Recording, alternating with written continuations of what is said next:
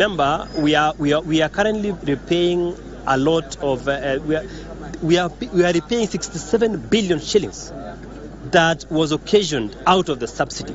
So as a country, we shall look for a way that we shall be able to revise our supplementary budget so that we cut down on certain expenditures. Remember, even for the issue of foreign travel, the president said we cut it by almost to 30% or 20%, so that money can be used to inject into the economy for some economic prosperity. So as Parliament, we shall be critical in the supplementary budget to make sure that some of the issues that are input there are meant to alleviate the suffering of Kenyans insofar as the cost of living is concerned. Yes. And Mheshimiwa, kindly don't leave. We want to converse with you more. That is just a tip of the iceberg of what the legislators will be talking about. Especially this is Mheshimiwa Timothy is talking about the agriculture sector and how we need to reintroduce the manufacturing sector. We do know that it was currently at 9% and it has been lowered all the way to 7%, and it's something that this administration has been tapping into. Of course, you heard from the president clearly stating a while ago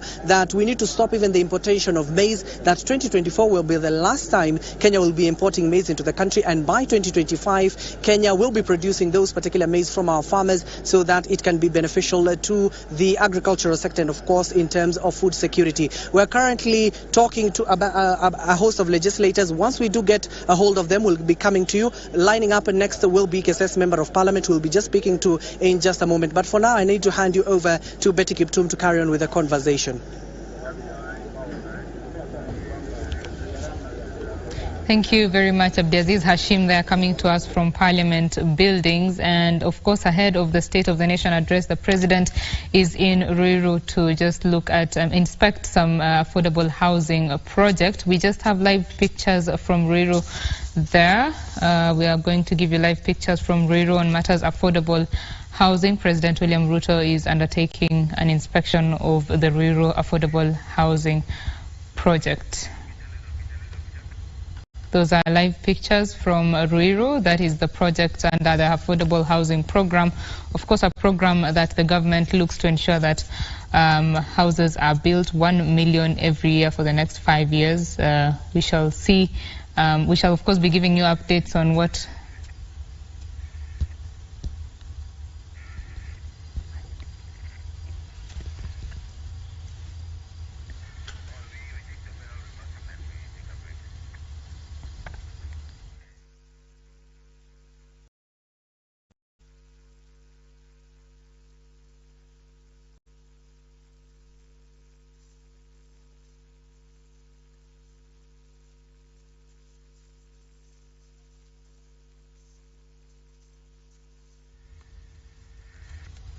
That is President William Ruto inspecting the affordable housing project in RUTO ahead, of course, before he heads to Parliament later this afternoon to address the nation on the State of the Nation address, to give the State of the Nation address. Now in studio we have been talking about just where Kenya is on matters State of the Nation, the cost of living top of the mind of many Kenyans, and I would like to get just comments from Farhia Jama, who is about to leave us during this conversation. We'd like to get your closing remarks, Farhia, then we can proceed. So my closing remarks will be like, one, as much as we are in a tight situation and the government is really trying its best to not default on their debts, we need to also ensure that we're not killing the common mwananchi's needs. If putting a food on the table, the purchasing power is taken away from the Kenyan, it will mean that we are denying the Kenyans their rights. Their Chapter 4 of the Constitution, the Kenyans have a right, and if we're looking at the national values in today's discussion, we want to know how accountable is our government in updating us on how are they using the money. The expenditure that we were having a discussion is that the government is looking at ways in which it can raise revenue, but it's never talking about the elephant in the room of how do we reduce our expenditure as a government. Because part of the scenario that we are in is just like an example of you being at home. If you do not have enough money, what do? You first cut down on the costs that are not necessary. So let's first think about ways in which the government can reduce the costs or this expenditure. And you can see so many Kenyans have been commenting on the travels, on the budget that the government is still spending, yet we already know that we are in this kind of scenario. Then also we need to talk about the corruption. Where is our money going to? So if you're saying that we are unable to pay our debts and we're looking for ways to pay our debts, you need to also tell us how are you using the money. So over the years, the Finance Act has been introduced each and every year, but this year is the only year that Finance Act has really been a conversation. The public participation. Are our parliamentarians even financially literate to make decisions for us? Do they need to be educated about financial policies? How to, improve on these policies? As my colleague mentioned, technocrats were involved. But how simplified was this done in the public participation? In a common mwananchi space, were they able to understand what it means when they were, being told about housing levy, these new taxes? They were just bombarded with too much financial information, which is a technical information. Can we simplify this information to a common mwananchi so that they know, or the parliamentarians know when they're passing a certain act, that they are aware of what they're passing into? And you see, we're not only thinking about short term. Okay, once we're done with paying the debts, after that, do we have an economy that is thriving? So my remarks will be, let's look at policy, physical policy from a long-term perspective. Let's not kill the cash cow. Let's not kill the citizen who's bringing you revenue in the name of just taxing them to death. Taxing them to death. Thank you very much for your thoughts, Farhia. That is Farhia Jama. She is a tax advocate, and we are having this conversation, of course, with Dr. Isaac Hassan as well, who is a leadership and governance expert, and Leonard Kafafa, public policy analyst, who will also be giving us their thoughts after this short break. Do stay with us. The State of the Nation coverage continues.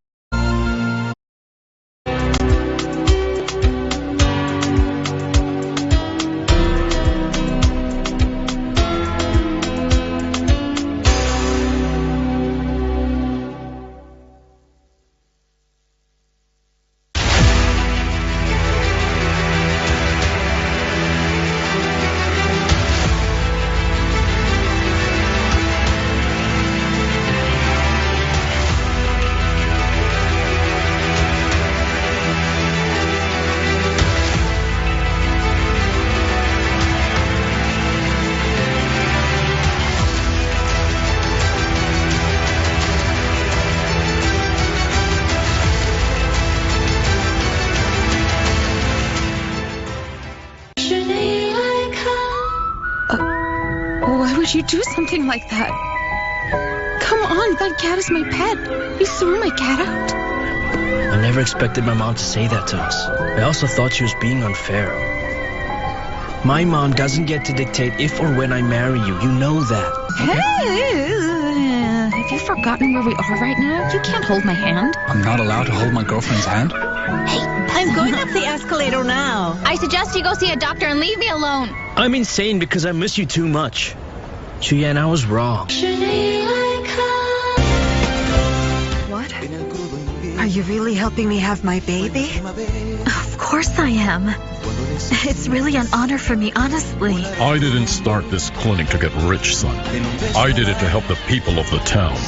And I will not let you to destroy it. You should have seen the state Sergio was in. It's not fair, Amparo. Arturo, what is happening to you? Arturo, what's wrong? Arturo! Oh my goodness! Arturo! Arturo, stay! Kericho by colonialists way.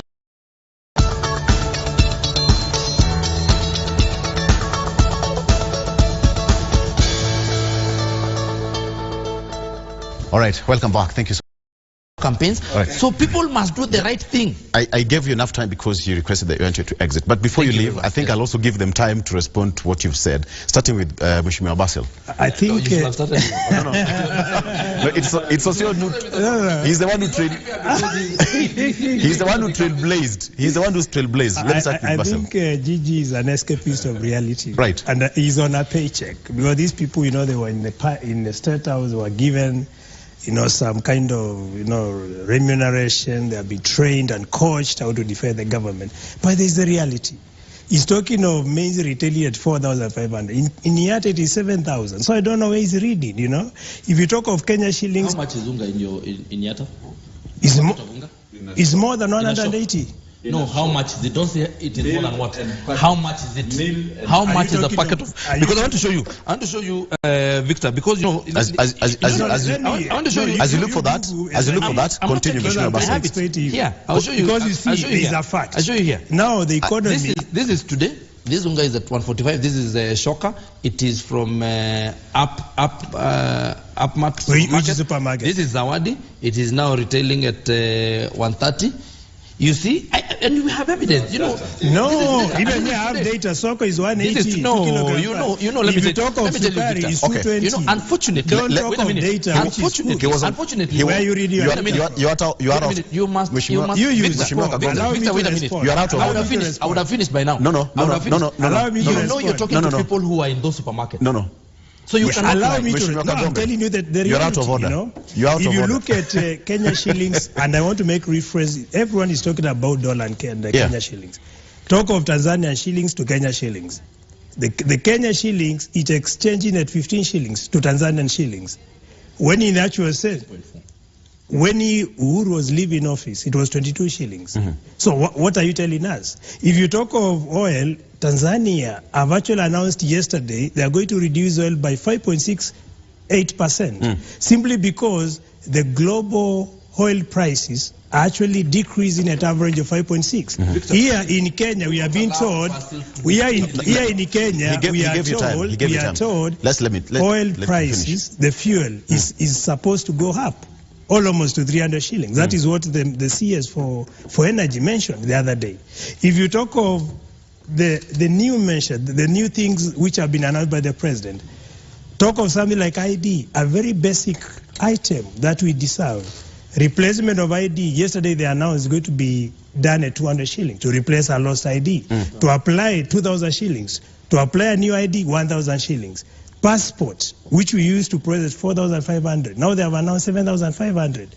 Dependent pass for Kenyan spouses or spouses married to Kenyans is now for you to renew is 20,000 shillings. If you look at the economic opportunities of our people, more shops are closing down. It is becoming impossible to do business in Kenya. Investors are running to Tanzania and to Uganda. And here my brother is happy convincing Kenyans things are okay.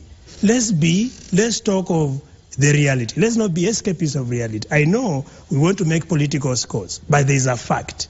The economy of this country is in the ICU. And we expect the president to honestly tell us, as the end of state, things are not okay. Let's not sell hope to Kenyans who are suffering.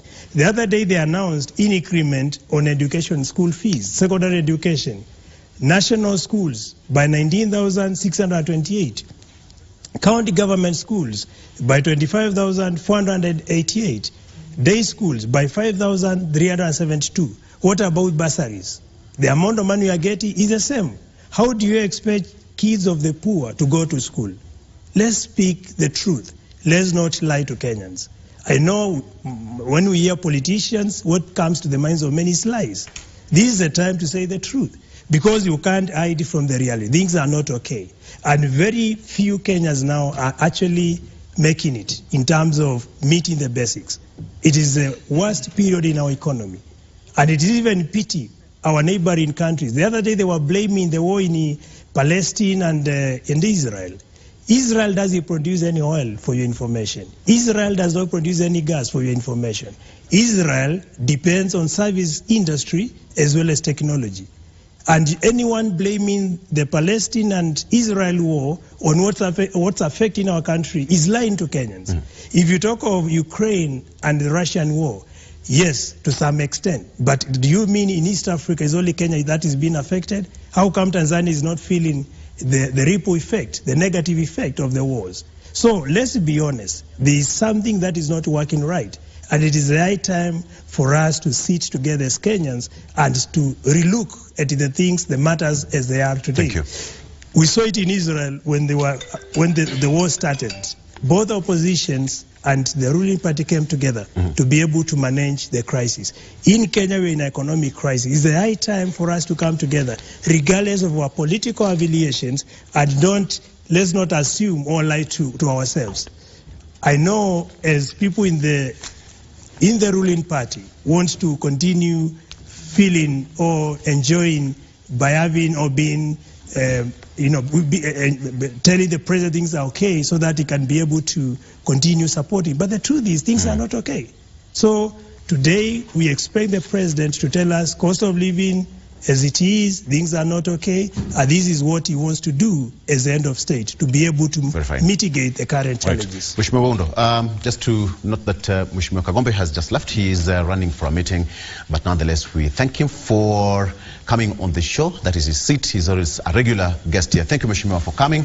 The show continues. Mheshimiwa Wundo, just to continue, what should be the president's address today? Article 132 of the Constitution of Kenya obligates the president to come and report to people of Kenya and publish the report in the Kenya Gazette. And basically the focus was national values and fulfilling the international obligations.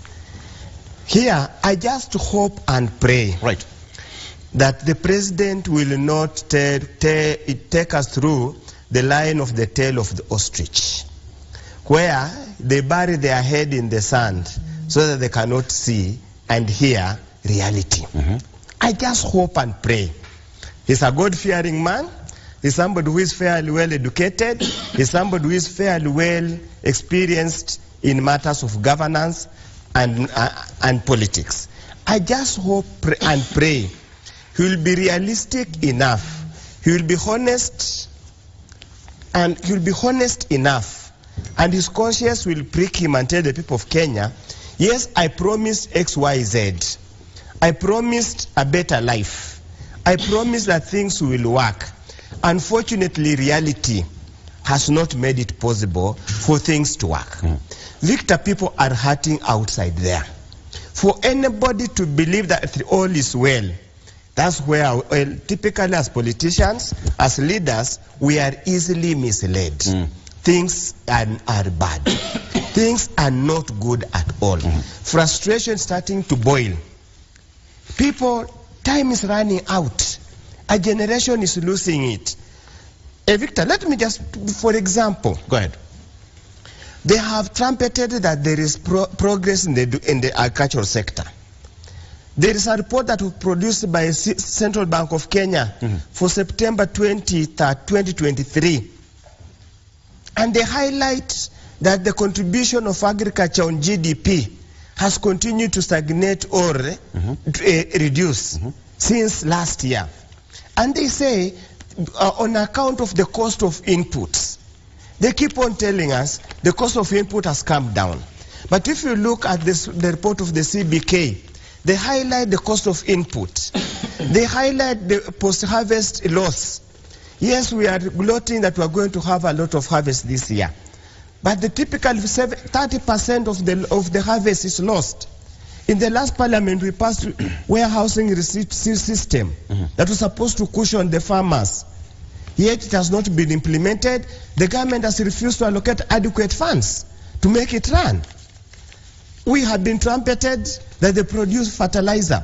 Fertilizer required in Funyula is not the fertilizer required in Northeastern, because the soils are different. So if you give me fertilizer that doesn't help me, you are simply benefiting another area and leaving the others to die. As we speak now, the economy has continued to contract. First quarter of last year, 2022, the economy grew at 6.2. Now it has contracted. It has only grown by 5.2.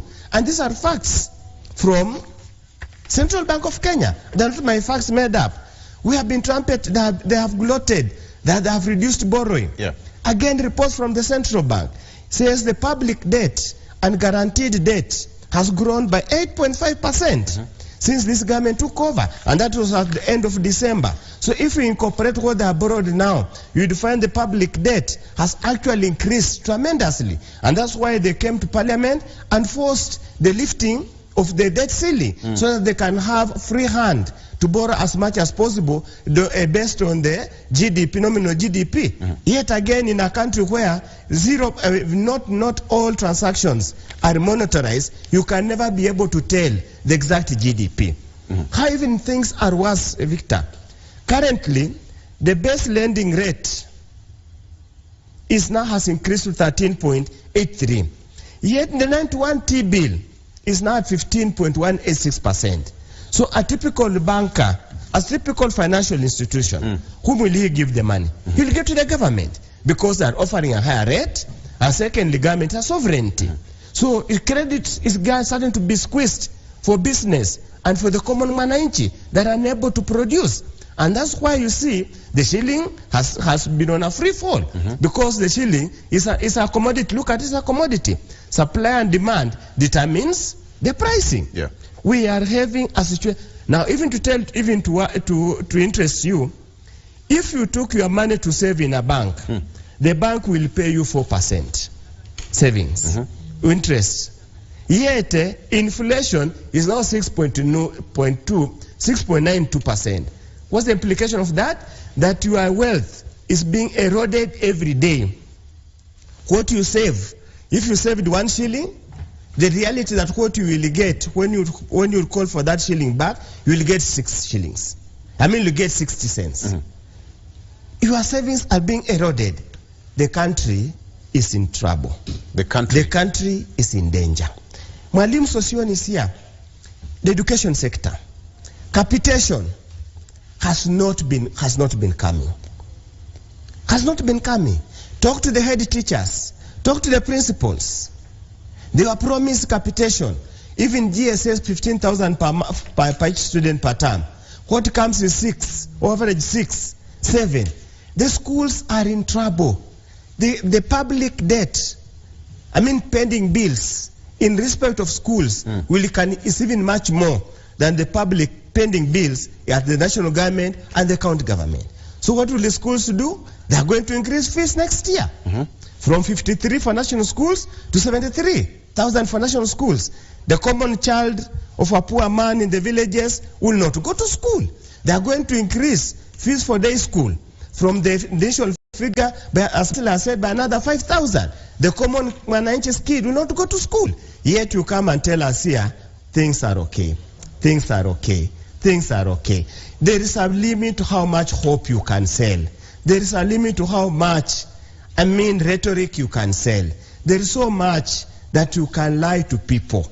They get fed up with unsubstantiated lies. That's why I'm asking, when he comes today, if he has already written his speech and he has listened to the people of Kenya, and he listened to the MPs when they went to see him on Tuesday, I think it was on Wednesday. Was it on Tuesday? On Tuesday. On Tuesday. I hope he has listened to them. Truth of the matter, they told him, stuck on his face, that you are punishing us on the ground. Things are bad on the ground. Fuel prices. We had 16% VAT. It was increased to 18% VAT. You can see the implication of increase from 16 to 18%. So for him, or for the government to argue that the increase of fuel, cost of fuel, is not a government's making, is again a disingenuous lie. It is an unfortunate lie. The crude oil prices all over the world is falling. It's falling. And that's a documented fact. So we have really no reason at all to tell us the crude oil will continuously increase. Let's just be realistic. Yes, he says they had a plan. The plan has fallen on its back. It has fallen. It is time now to reevaluate the plan and say, this is reality. We lied to the people of Kenya. It's time to accept reality and apologize and say, now let's chart a new way. Okay. Before let's I wanted to add one point. Just take a break. Let's take a break if you don't mind. Okay. Right. Punglut. Mheshimiwa, that's a good one. All right, let's take a break. We're coming back. We still have much more to talk about. Mheshimiwa Robert Basil and Mheshimiwa Sossion, Dr. Yaundo, we are still here. Stay with us. We'll be right back. These painful measures is an economy that is in the theater for surgery. You cannot take a patient to a theater without conducting surgery. You must carry out surgery and operation to save life. And once the anesthesia is out of the body, that pain will be felt. But temporarily, the pain will go away. Now, the measures that have been put to fix the economy is not going to be pleasant to Kenyans, particularly with taxes. Most of the taxation and money that will be the revenue collected from taxes will first of all service debts before financing development programs, government operations, and the general growth of the economy. We are not selling hope. The plan is falling in place. And the plan was developed against the backdrop of the state of the economy. We saw it in advance and we worked on it. We looked for a solution and the script is the same. So we cannot change the script. Kenyans must face the truth. It's going to be painful for a while, but eventually it will fall in place. In what we call complication of issues, in fact, we are at what we call, if you draw a curve, exponential phase, where we have the complication phase, where many things cannot be understood. But with time, that is a complication phase. That's where we are right now. We are at the complication phase. And this complication phase comes with pain. Some don't understand. Like them, they don't understand. And I'm sure the president will be very clear about many things. But they are all clear indicators. Inflation rate is coming down. That's a good indicator. Number two, in the agricultural sector, tea farmers are beginning to earn better income. Coffee farmers are beginning to earn better earnings, and the volume of exports are set to be enhanced through the county aggregation zones, and of course the volume of exports will eventually have a balance of trade, and that the shilling will be eventually managed. You cannot artificially manage the economy. That was the problem of the Azimio and the handshake regime, even by injecting the subsidies for that purpose, to deceive Kenyans and to win temporary popularity. We don't need we need an absolutely lasting solution. That when another regime comes and takes over in 2032, there will have been frameworks and safeguards on how to deal with the economy. So the measures that are being put are not only meant to serve in 2 years, 3 years, or 5 years, but they are supposed to serve for a long, long time. Let me come to specific areas. It is wrong to lie that national schools... Before you get that, let me just ask you this. No. Allow me. Okay. It is wrong to lie to Kenyans, particularly to parents, because it's very easy to incite them that, the national schools will raise their fees by 23,000. That one does not arise. It doesn't. Listen, and we had the minister speak yesterday, and I consult a lot with the minister, and there will be no increase of fees even by a shilling by all schools within the boundaries of the Republic of Kenya. It will not happen. I think that whether national schools, extra county, or day schools. Right. And the delay in transmission of capitation fee, definitely that one will be corrected as an administrative process of the Treasury and Ministry of Education. That will be addressed, but nobody is going to raise any fee, and therefore nobody should take advantage and begin misleading and misinforming parents. The only legitimate entity and voice to to speak about variation of fees and authorize raising of fees is the Cabinet Secretary for Education for the time being, Ezekiel Machogo, and he spoke about it yesterday. So none of us can turn around and try to mislead. The specific fact here is that the transmission of capitation fund to schools, that one I agree should be done on 50% first term, 30% second term, and 20% third term. The rest will fall in place. And even the long-term measures of reducing the cost of education has been casted very clearly in the Presidential Working Party Education Report by even creating the comprehensive school and bring education closer to the households and abolishing classification of schools where we have super expensive schools in the name of nationals, the next category of expensive schools in the name of extra county, the next county and sub-county. All schools will be treated equally and they will offer equitable quality education for all. A lot is being done in very many different areas. And this is a president who doesn't sleep. He's hands-on and he follows in and he's honest.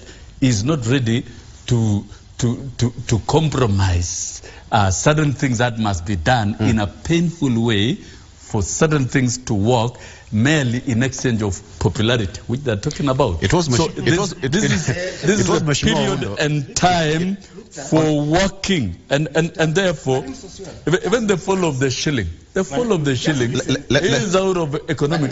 You had your time. No, donate your 1 second. I'll get back to you. You had your time. Donate. They had their time. No. I'll donate. I did not stop them. I was quiet. Terry, I'll come back to you. I was quiet when they were speaking. Go ahead. Why do you want to stop me and let them continue selling lies? we don't need to lie to Kenyans. And we are not selling hope. We are telling Kenyans this is a painful route we must take.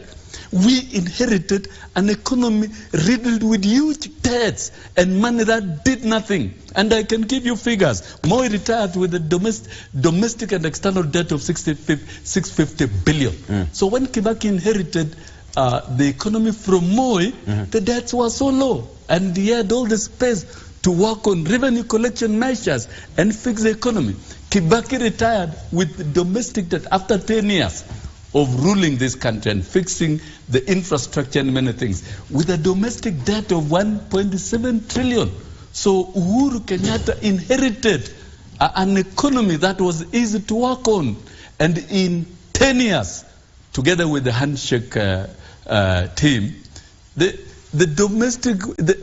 debts are at the highest 9.2 trillion. William Ruto is not a magician to come and say, hey, let things change, and it does happen. He doesn't have a magic wand. He's a human being who must deal with the realities the way they are, and he's doing it. And the processes of transforming the economy is going to take time with what I've called you painful decisions to make. Those decisions have been made.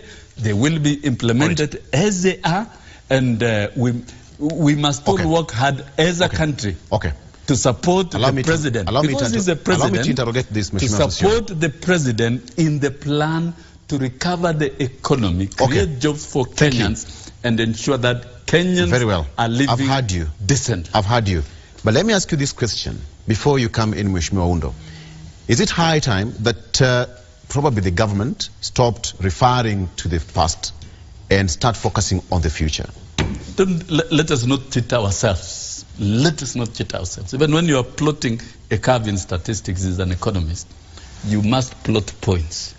And you draw a free curve. And you will always identify where we've come from. We must draw the economic curve right from 1963. And appreciate common Mwananchi. The challenges. Do you think the common Mwananchi? As an anchor, yes. Kenyans must be told that it's fine. I dilapidated economy with a huge debt of 9.2 trillion. My question to you is: at the end of the day, let us ask a question. That debt was not cleared when Uhuru exited. Just a minute. That debt is being paid now. I will still have to ask my question. And it's being paid by Kenyans. I will still have to ask my question. For a long time. No. I will still have to ask my question. My question is this. I want to correct him with the facts. Only one point. Allow me to ask this. The question is so simple. This is a new regime altogether. The president is in place with the whole cabinet and everything is moving on. The first State of the Nation address is going to happen today at 2:30 p.m. Don't you think it's now high time that you stop talking about the last regime, take charge of this one, minus referring to what happened in the future? Take charge of the government, because people are not under President Uhuru Kenyatta's regime. They are in a new regime altogether. Let me tell they want to see tangible results. They want to see what is happening to change the situation. Government exists in perpetuity. Even whoever will come in as president in 2032 will come face to face with debts, liabilities, and opportunities caused by the previous government. Thank you. So you can't run away from linking. You've answered me. If President RUTO, allow me to finish answering. If President RUTO now is collecting taxes, and those taxes are being used to service debts that were borrowed by the previous government, is that not working and linking with the previous administration? I want to be very realistic. And I do not want to sugarcoat and lie to people of Kenya. I sit in parliament, I sit in committees, I sit in, and we get a lot of data and information as part of our work. The truth of the matter, Kenyans must brace themselves for hard times. Kenyans must brace themselves for hard times. Anybody selling them false hope is lying to them. One, KRA has continuously been unable to meet the revenue targets. And that situation is unlikely to change because the level of production has come down, savings have come down, disposable income is low. So if disposable income is low, there is no consumption. When there's no consumption, it means indirect taxes, be it VAT or whatever, will fall down. So Kenyans must brace themselves. Capitation transfer of funds to schools is not going to be met because there's no fiscal space to enable the treasury to remit that money. As we speak today, Victor, let me tell you reality. We'll get, no, you are not Hekola. Let me tell you, Victor, as we speak today, development funds that was appropriated by Parliament in the budget this financial year we are in, 0% has been released. 0%. And now a supplementary budget is coming. They are even cutting recurrent expenditure in terms of fuel, recurrent expenditure in terms of maintenance. So it means a civil servant that has been employed, all he will be doing is to go to the office, hang his coat, browse on the internet the whole day. If they are lucky enough, there is the Wi-Fi has been paid for in the office. Because there is no money to allow these extension officers, there is no money to allow government employees to go and work. So if there is no work happening, so what kind of miracle are you expecting to happen? Where is the miracle coming from? If there is no construction, if there's no development, where are the jobs going to come from? If there's nothing happening, what do you expect? Kenyans must brace themselves. We were duped. And we cannot continue scapegoating. We cannot continue passing the buck. We can't continue blaming other people. William RUTO was in the government. He has been in government throughout. He was in Kibaki's government. He was in Moi's government. He was in the handshake. He was in Nusumkate government. He was the deputy of Uhuru Kenyatta for 10 years. How I don't want to use the word incompetent. How can he be insincere? To what level can he be sincere and tell Kenyan people that he did not know what was happening? By virtue of his position, he used to receive intelligence reports, he used to sit in the cabinet, he used to chair IBEC, he used to chair cabinet subcommittees. So to be honest, to continuously blame, which he was part of, it shows an element that is typical for our Kenyan politics. That when things go bad, you look for a scapegoat. And you see, he has used an analogy. There's a patient who has gone to theater. He has been diagnosed, and here is a case. it's actually a case of wrong diagnosis. So what is going to happen? You are going to be subjected to the wrong surgical process. And that patient will not survive. And that patient will require a lot of experts to resuscitate that patient. Even to make matters worse, you hand a patient to an incompetent person, a morally degenerated person, a person who does not even know what to do. So what are you going to do? The patient will remain in a coma. By the time the patient comes out of a coma, if he's a child, if he was in grade 7, he has remained in a coma for 3 years. By the time he comes out of coma by miracle of God, his classmates will be in high school. He will have lost how many years? 3 years. Let's just be realistic. And it was very simple. As a alleged, you come get a dilapidated economy, a battered economy, what do? You don't increase taxes. You boost consumption. It's consumption that drives this economy. It's consumption. It is retail that drives this economy. Okay, break it down to a common mwananchi. How do you boost consumption for? First of all, reduce the taxes. So mwananchi has got money in his pocket. Very well. When he goes to buy something, there is VAT. When he goes to buy something, whoever produces that thing or retails that thing has got jobs. When he goes to buy something, he has to transport that something. Whoever has given him a lift is jobs. But you see now, if you reduce the disposable income to zero, to negative, what does he do? Zero, nothing. Can I add a point? Okay, go ahead. It is bad that, it's not bad. Kenyans don't fall prey to sugar-coated stories. That's the truth of the matter. So, to add on what Mheshimiwa has mentioned, in addition to reducing taxes, the government should actually invest on production. We should expect more production in terms of irrigated agriculture, not just rain-fed agriculture. This is to mitigate importation, because we are importing all what we are consuming. And the other thing is, we also need to minimize duplication of efforts and the services. If you look at our ministry, we have a ministry with PS for irrigation, PS for sanitation, PS for water. Why do you have all these PSCs who are supposed to do one particular role? Instead of having multiple functions which are doing the same role, we need to collapse these unnecessary ministries, unnecessary departments, and have one. This is to manage wastage.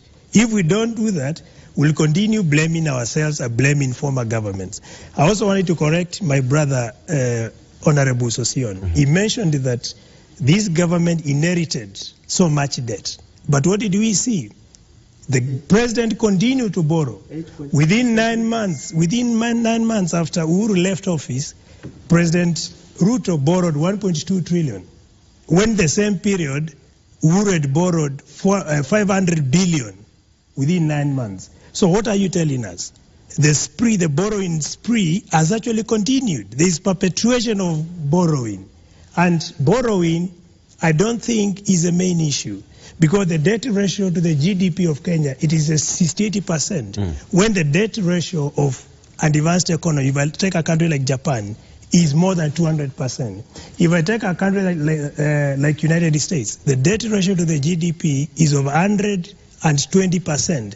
But when they borrow the money, what do? They don't waste the money, but they pump the money where the money can be able to regenerate itself. But here we borrow the money to pay salaries, we borrow the money for trips, we borrow money just to waste the money. We should borrow the money to invest where the money can regenerate itself and cushion the poor from an unnecessary suffering, because today what is happening, and that is exactly where I say was bottom up supposed to mean you finish the lower person and you support the people at the upper level of the economic pyramid. Because what is going on, if you overtax everything, the people with the almost zero earning, they'll be eliminated from the economic equation. And that is what is going on in Kenya now. Let's take a break. When you come back, Mheshimiwa Sosion, I'll give you time to respond to that. You've been given I'll have like around 10 minutes so that we finalize to give you final remarks. But I want to talk about the issue of security, national values, and probably obligations, and moving forward in the next year before we have the next public address. All right, let's take a break. When we come back, we are going to the final tail of this discussion. Wow, amazing. Okay, we'll be right back. Sure.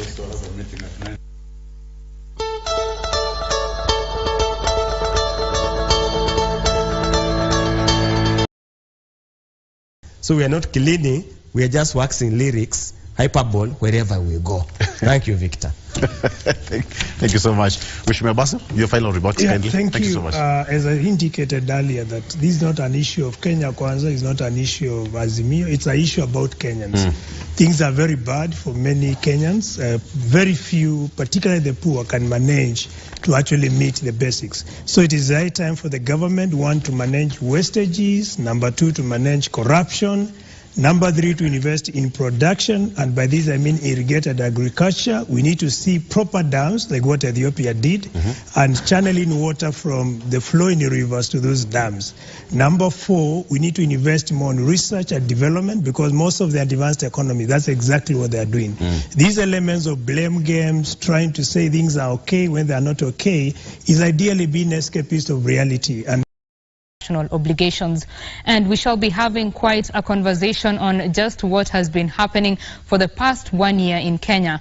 And it comes at a time when Kenyans are expecting the president to deal, or rather to give suggestions on how to deal with the high cost of living.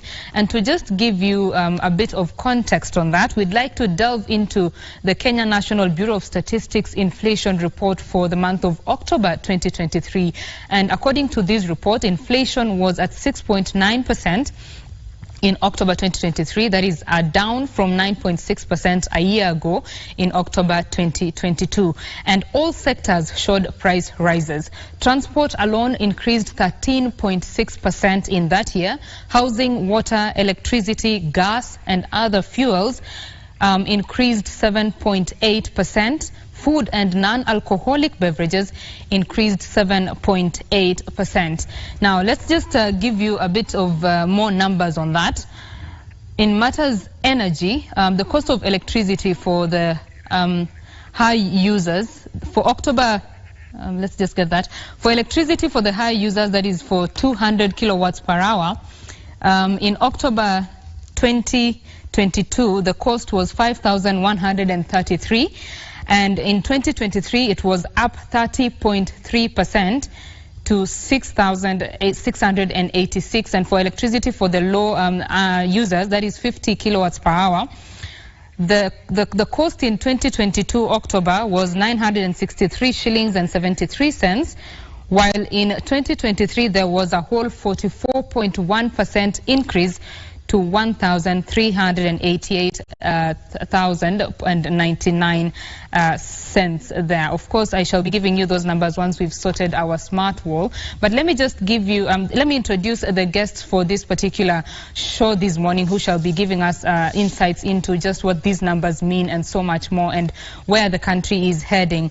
And on my immediate left is Dr. Isaac Hassan. He is a leadership and governance expert. Welcome, Dr.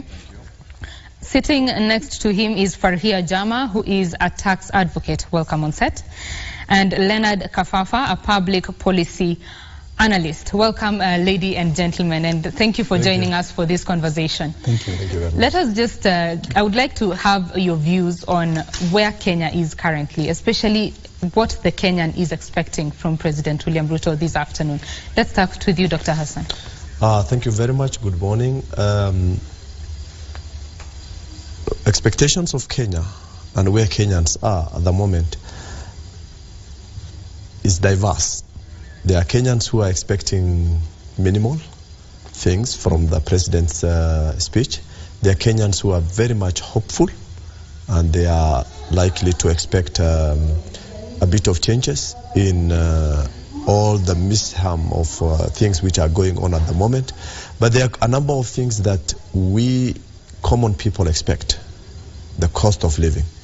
Cost of living is skyrocketing.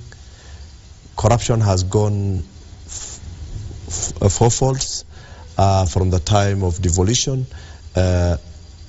And we expect the president also to look at issues of the current crisis, the El Nino.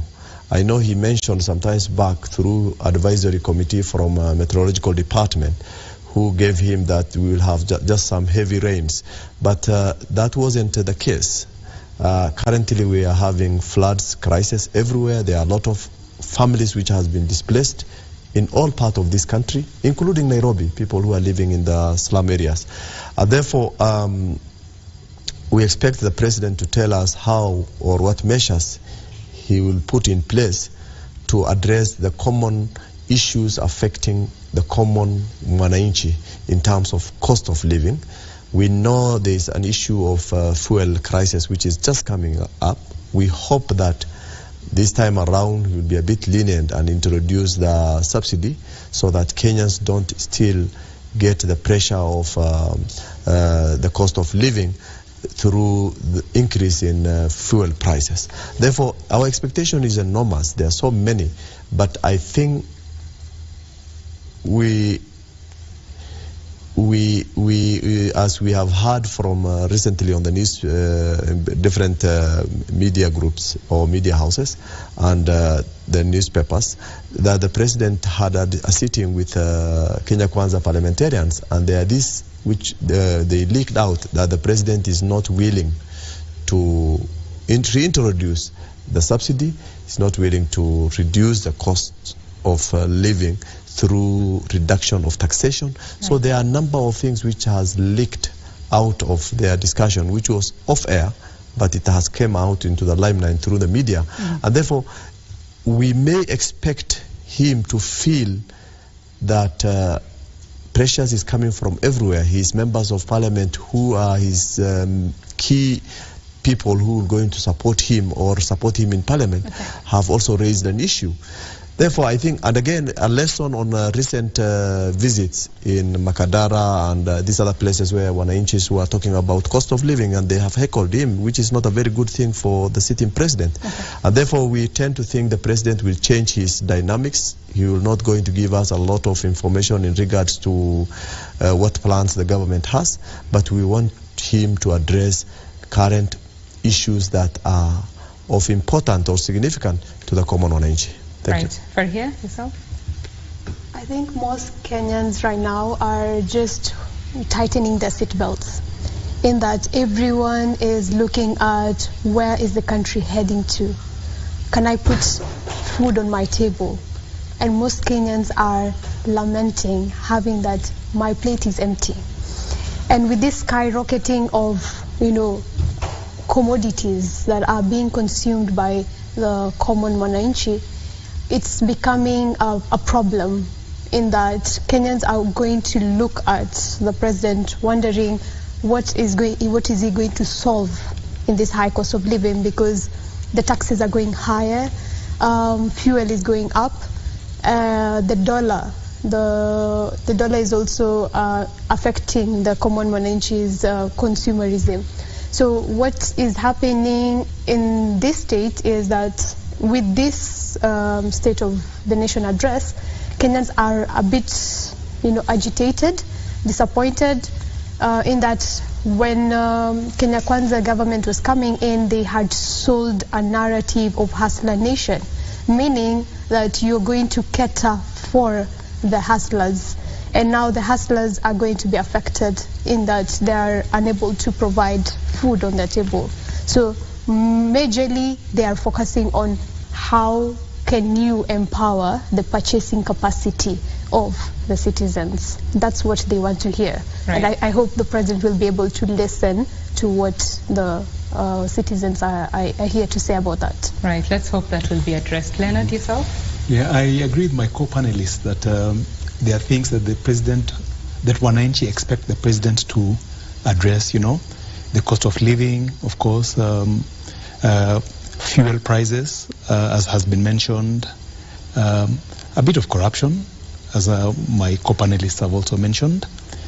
But there must also be a tempering of expectations with reality, we have to, this is the crunch time for the president. He has now got to get out of the campaign mode of making lofty promises and delivering, getting wananchi to understand what the reality, what the current realities really are. There's a separation between political rhetoric and reality. Political rhetoric was good for the campaign trail, but reality has hit home. So this is crunch time. The president now has to tell Kenyans what is possible and what is not possible, given these very difficult times. Indeed. He has also to take into consideration the fact that we are part of a political village. Whatever happens around the globe affects us. So he has to know what he can do, what he can manage to do, even within the global context, and what he can't. And that's the hard message that he has to give to wananchi today. Right, of course, the honeymoon period is over. It's time, to move from political rhetoric to the reality on the ground. Right. And now we want to take you to Parliament. Of course, the State of the Nation address will be happening in Parliament in a joint sitting between the Senate and the National Assembly. Our very able team, Sarafina Robi and Abdulaziz Hashim, are on the ground. Team Parliament, take it away.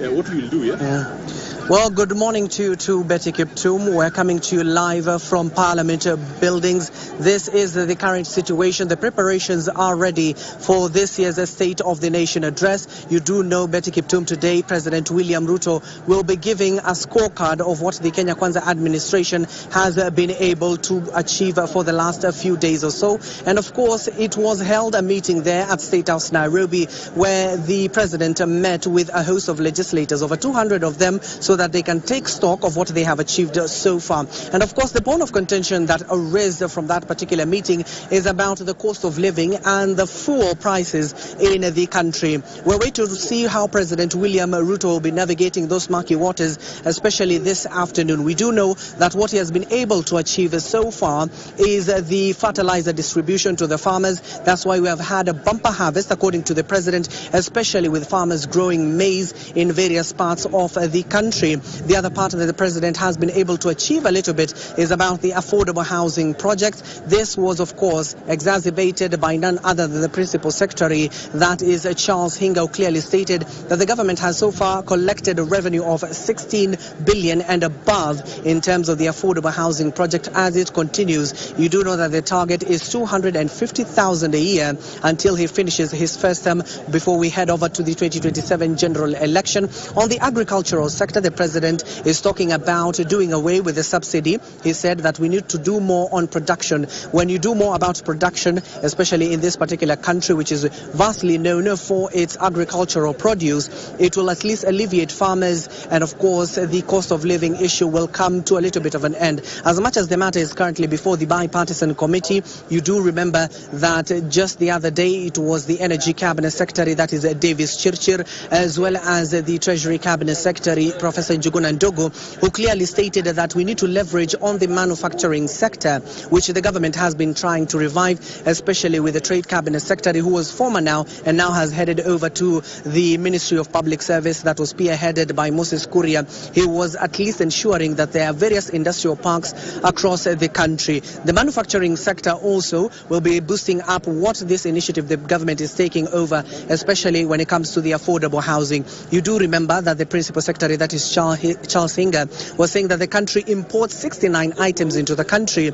and sadly enough, they include hinges that make the various doors of this particular affordable housing. Now, if they're made in this particular country, the Jua Kali sector will be boosted. And the other particular sector that the president is looking at is boosting the foreign relations with other countries. He, of course, told us that he has had 27 economic partnership agreements with various countries. Just the other day, he was in the Kingdom of Saudi Arabia talking to Bin Salman in terms of the IT sector, in terms of agricultural produce in the country, and many other sectors, especially tackling the unemployment crisis. That's why he revealed over 350,000 Kenyans will be sent to Riyadh to ensure that they get employed in those particular countries. Of course, they also talked about the mistreatment of Kenyans when they go there. You don't know that Kenyans are hardworking people. This is just a bit of the tip of the iceberg of what the president will be talking about. To also anticipate the president to be talking about the doctrine of separation of powers, how his relationship between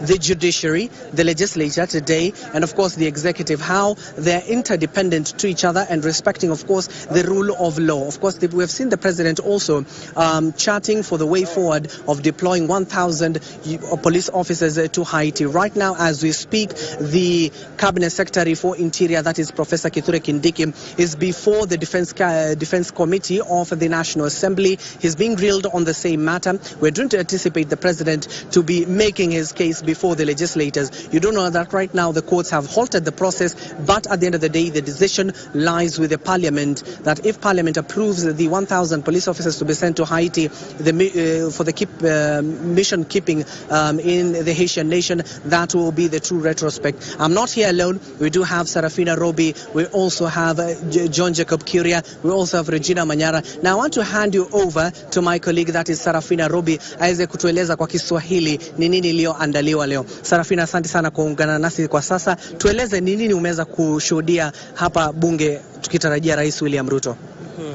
Naam, shukran sana Abdi. Kama alivyokuwa amekujuza mtazamaji na Beti pale studioni, ni kuwa tunatarajia tuweze kupata hotuba ya Rais wa Jamhuri ya Kenya ambaye ni Dr. William Ruto. Kama ilivyo katika katiba ya Kenya katika ibara ya 132 ni kuwa rais wa taifa hili anatarajiwa kuweza kuhutubia taifa angalau mara moja kwa mwaka ili aweze kutujuza kama tumeweza kuafikia zile tunu za serikali ambazo zinajulikana kwa kizungu kama national values. Kwa hivyo tunatarajia kwa tuweze kuona kwa rais atakuwa na waeleza wa Kenya ni jinsi gani ambavyo serikali imeweza kuafikia tunu hizi za serikali, na kama tulivyokuwa tumekujuza Abdi alivyokuwa amekujuza ni kwa maandalizi hapa yashakamilika katika majengo ya bunge. Ni kuwa tunaweza kuwaona baadhi ya watu ambao wanaweza kulinda usalama, wanajeshi wameweza kufika hapa na vitengo mbalimbali vya usalama vipo katika eneo hili kuweza kuhakikisha kwa usalama unaweza kuimarishwa na vile vile shughuli hii nzima inaweza kwenda kama inavyostahili. Wakenya wanatarajia mengi sana kutoka kwa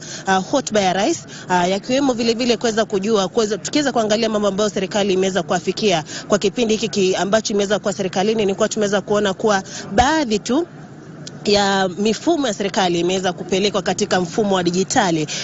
Kati ya mifumo tuseme kama 7,000, zaidi ya 6,000 saizi inaweza kufanyika katika mfumo wa kidijitali, na vile vile tunatarajia tuweza kuona ataweza kuangazia mambo ya madeni, maana kwa Kenya wamekuwa kilia kuwa deni la nchi linaendelea kuongezeka. Vile vile tunatarajia iweze kuongea ama kugusia mambo kuhusiana na hali ya uchumi ilivyo nchini kwa sasa, maana Wakenya wengi wanaendelea tukulia kutaka kuona jinsi ambavyo serikali inaweza kuingia na ikaweza ikawasaidia katika kupunguza gharama ya maisha ambayo kwa sasa inaumiza Wakenya wengi. Basi tupo hapa katika majengo ya bunge kuweza kuhakikisha kuwa tunapata kile litakalojiri na tunakujuza jinsi mambo yatakavyokuwa yakiendelea, na tutakuwa tu tukifuatilia mijadala yote ambayo itakuwa inafanyika hapa, kwani ikitarajiwa kuwa baada tu ya rais kuweza kuhutubia taifa, vile vile atakuwa anawasilisha ripoti ambayo vile vile itaweza kujadiliwa na mabunge yote ya taifa. Basi Beti na kurejesha kwa mwenzangu Abdi, na hapa katika mabunge ya serikali tunaendelea kufuatilia yote yanayojiri.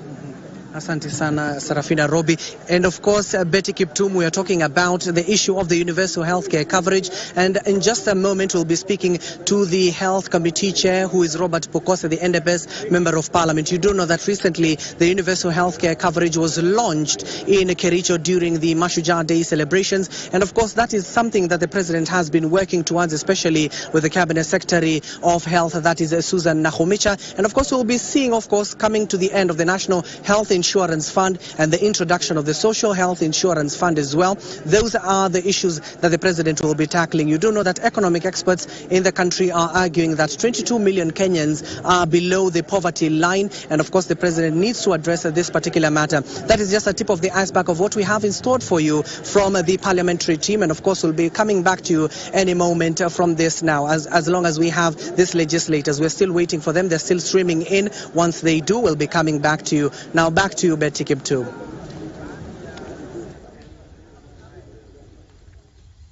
Thank you very much, the team from Parliament, of course, Abdiaziz Hashim there and Sarafina Robi just giving us the latest on the preparations that are going on in Parliament ahead of the State of the Nation address, and they shall be keeping tabs on that until the time when President Dr. William Ruto will be addressing Parliament.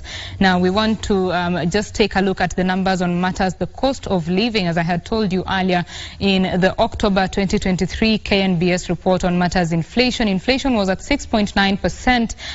Compared to last year, October, that was at 9.6%. But all sectors saw price rises. Transport at 13.6% rise.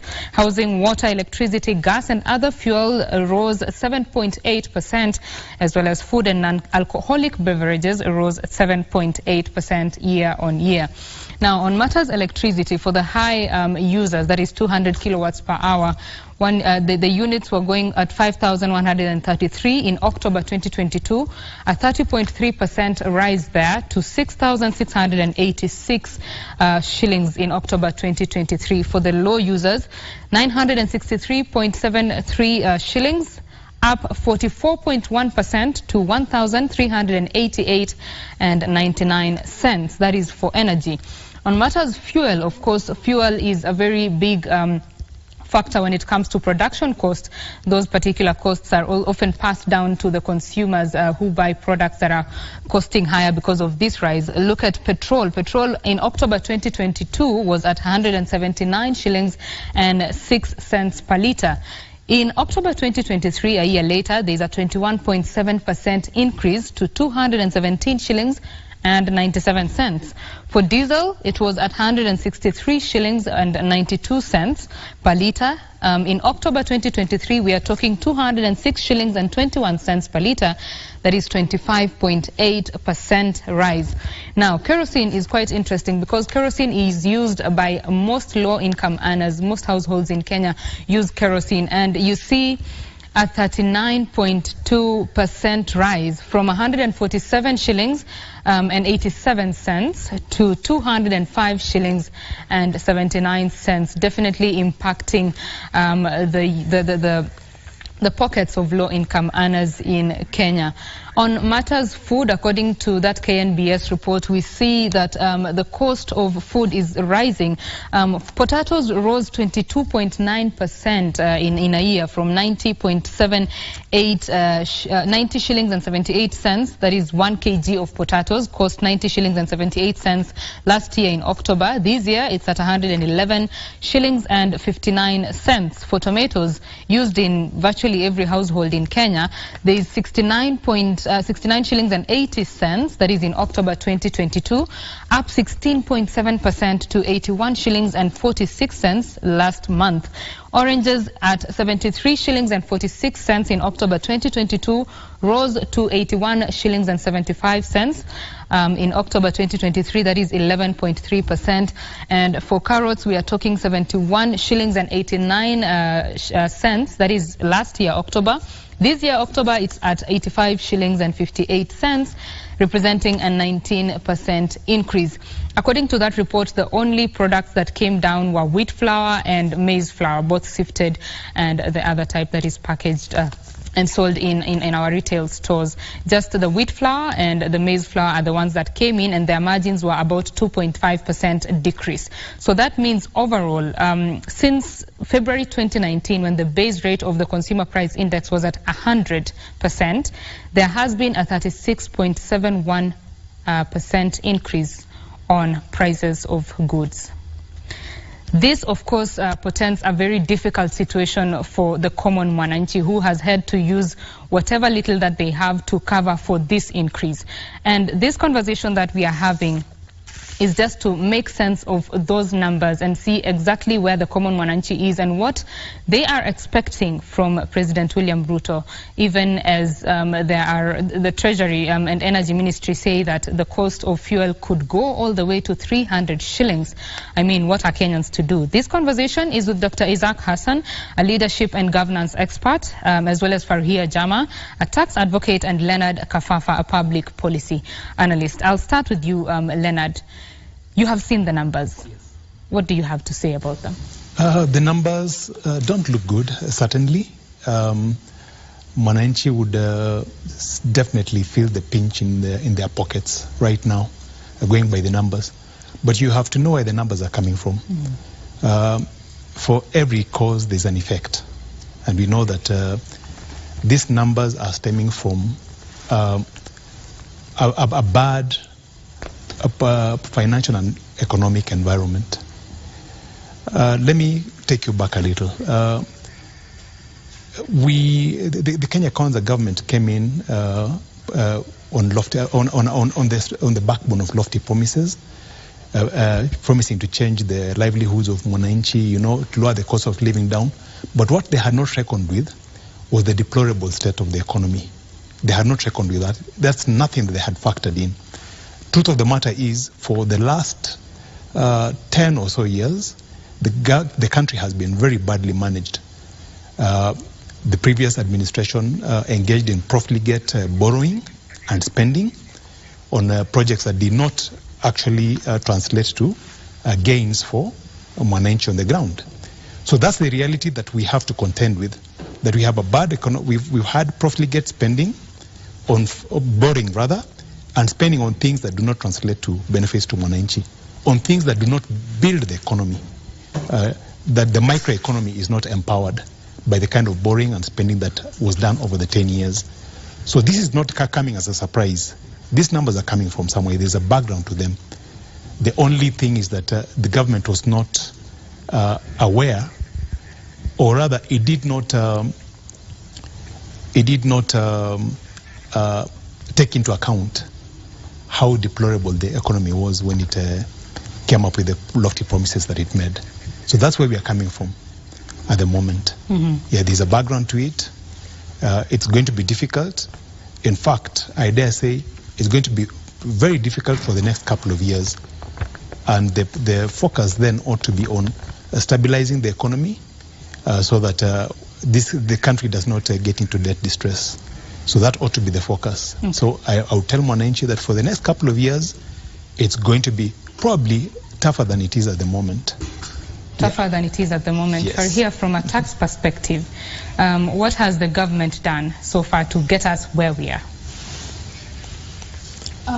From a tax perspective, I know Kenyans do not want to hear the word tax because Kenya has recorded the highest cost of living immediately after 2017. This year is going to be another year of recording a high cost of living. And this, as my colleague is mentioning, is coming from ripple effects from the aspect of COVID to the aspect of the economy going down. And having all these issues coming at once is a burden to the Kenyan citizen. But then again, is there a way we can solve the problem without taxing too much to enable the ecosystem to grow? So if you have noted that investors are actually even running away from the country, they're moving to other neighboring countries. And in the Nairobi Stock Exchange, it's recorded the highest number of investors pulling out their investments. Most of the time, the government raises revenue in different ways, either through taxes, through foreign direct investments, which enable investors to come and invest into the country to ensure that there is cash flow coming into the country. But here we are there's a global crisis, but then as a country, we were already having a dilapidated economy. If we can look at the statistics you've just given us, wheat has just gone down, but we have been an importer of wheat for the last, decade. And it's even sad that as a country we have arable land, we have everything, we have the agricultural space should be growing, but with this kind of production being affected, even the latest news was that Unilever, which is a company that has been there for years, has never thought about moving its production to another country. Kenya has been one of the main production for Unilever. So what does that tell you? The businesses are collapsing, and we are having, as a tax advocate, we've been auctioning so many companies. So just January and November, we've auctioned over 1,000 plus businesses. So it tells you the state of how the business is. There's no good business environment. There's no good investor environment to allow investments to come in, to allow production to happen and the businesses to thrive. So that will lead to more unemployment issues. It will lead to a lot of problems happening in the business sector. And that's where now we are coming in. Do we increase taxes, or do we retain the tax base that was there?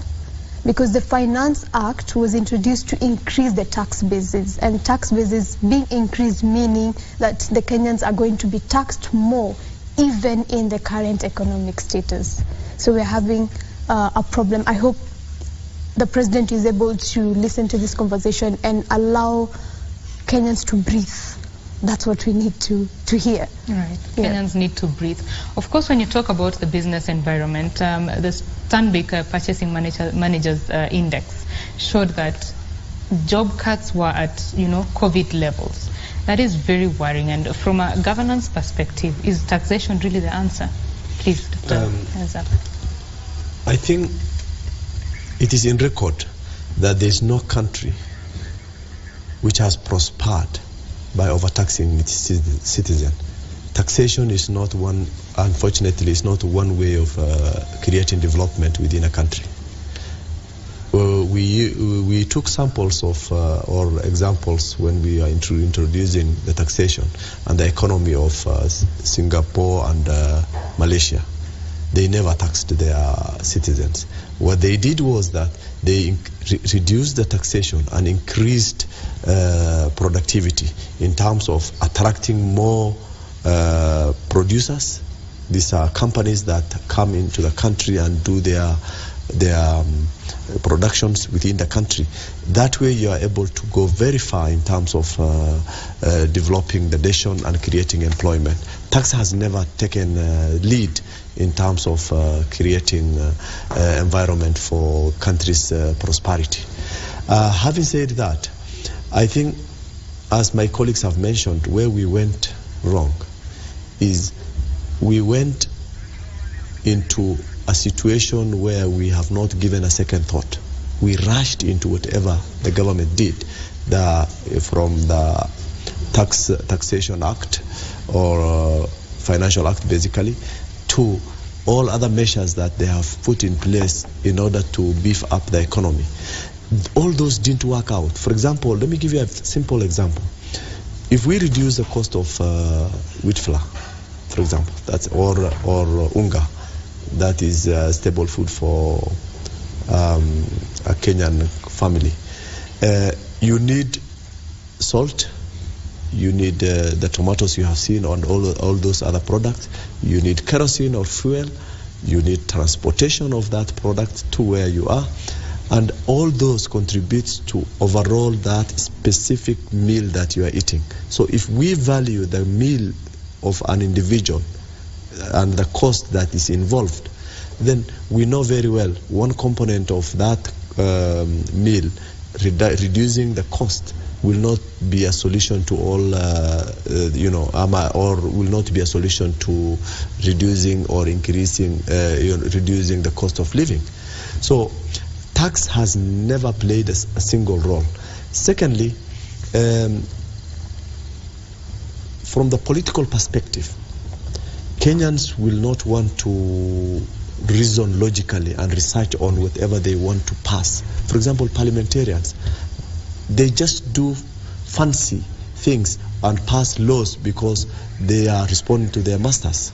For example, if certain law comes in, then it is like we must have clear pathway in which that law has been analyzed. If this law has not been analyzed and the right thing has, technocrats have not looked at it. Parliamentarians, unfortunately, are not technocrats. They are supposed to have a technocrat who look at everything and look at it from the perspective of now, tomorrow, and the future generation. If we always look at things at very short feelings, then the end result is that we are not able to reverse the damages that we go in. Similar situation is happening to us. It was not logical for the country which has been mismanaged, as my colleague put it, in the previous government, where we know the government had a lot of appetite for borrowing. And now we know we are supposed to repay back those loans we have taken, but instead of finding out modalities in which we will reduce those loans so that we are able to consume our own money, we are paying all our exchequer's money with debts. Last time the Minister for Finance said 80% of the money goes to the paying debts. That means 20% is not even sufficient enough to run the government. If that is the case, then what options did we had? We will have had a plan to see if we are able to cut costs on all our unnecessary expenditures, including development, and try to focus on how we repay those debts so that we salvage ourselves from the current crisis. Right. That has not come out at any one time, and we have a lot of project or developmental agendas that is being pushed by the government in every location, and that translates to, again, further debts. And recently in the analysis they made, you remember very well, there were cases of Kenyans or the government just collecting debts, and the debts cannot be accounted for. That came from the auditor, not the auditor, the financial controller, when she was sitting with parliamentarians. And that's a crisis. We have money which is going out. We Kenyans are the ones to pay that money for, to pay eventually, pay for that money, but we actually can't link that money to any development or tangible thing that we know. Thirdly, which I wanted to finalize with as you give it to my other colleagues, is that we have expenditure. We have a lot of mood for political rallies. We have never come out of politics. We are always in politics. The government is still politicking. Why? We have a lot of events in this country which translates to cost. I know when the president goes to visit certain places, it's important for him to visit. But how often shall we do that? And in terms of someone who is already saying that we are below, in terms of our economy is below the normal rate, and on the other hand, we are having fancy functions all over the country, and then that translates to still taxpayers paying for it. So it means that we are on one side saying we don't have money. On the other side, we are utilizing a lot of resources, and we don't know where that money is coming from in terms of the source of that money.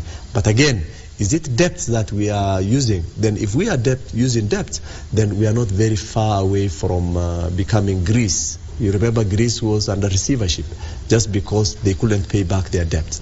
And when the government cannot pay back their debts, we as Kenyans cannot pay also our debt, because majority of us are on mortgages, on loans that we have taken to build our homes, and that way we will be in crisis, and the country will be under receivership of those governments that have loaned us their money, because this will become their property indirectly. Okay, thank you very much for your thoughts. I see Leonard, and I know you have some thoughts on that. I'll give you some time to react to that. Just allow me.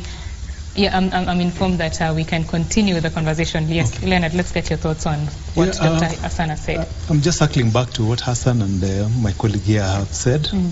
One, the Finance Act is not intended to be permanent. It's reviewed every year, and it's applied to situations as they arise, you know. It is applied according to the expediency of the time. If there are tough times, the Finance Act is strict to reflect the same. When there are good times, the Finance Act is similarly adjusted to reflect the same. Then I'll just perhaps correct my colleague, the governance expert, when he says that the Finance Act was a process of parliamentarians alone. There's a whole process that goes into developing the Finance Act. There's the budget policy statement, which is the product of technocrats from all over, from within the government themselves, and from within the government itself, and from corporate experts and others. So they come up with a budget policy statement, which is then subjected to public participation at some point, which is then sent to Parliament as a bill. It's a finance bill, which is debated before it eventually becomes a Finance Act. The Finance Act after it gets the assent of the President. So it's not quite accurate to say that it's just a product of parliamentarians alone who have no expertise when developing that act. It has been passed through the hands of technocrats who have come up with something. Why did we come up with this punitive, quote-unquote, Punitive Finance Act 2023? It's because of the expediency of the time. What is that expediency? The expediency is we are in a threat of debt default. We're just on the cusp of debt default. So this Finance Act 2023, in my view, is an emergency measure. It is intended to forestall debt default. It is intended to stop us from getting to debt default. My colleague has just said that we could go belly up the way of Greece, which would be terrible for this country, which would introduce worse suffering for Mwananchi in this country if we went the way of Greece. So we'd much rather take up this act, tighten our belts a little bit, do what it needs to take so that we can forestall that debt default. My colleague has given us very good numbers. He's told us that according to, I think, statistics, so far 70 to 80% of our tax revenues are going towards debt. That's a bad situation to be in. Yeah, when you have 70 to 80% of your tax revenues going towards debt, it means you're crowding out development expenditure. It means you hardly have anything left for recurrent expenditure. Yet, so far, we've managed to meet recurrent expenditure. Development expenditure, I think, is less than the 30% of the budget that it is supposed to be. It is not. And when we crowd out development expenditure, again, it affects Mwananchi, because the development has a way of trickling resources down to Mwananchi. If you have no development, it cannot get to Mwananchi. But this is an emergency.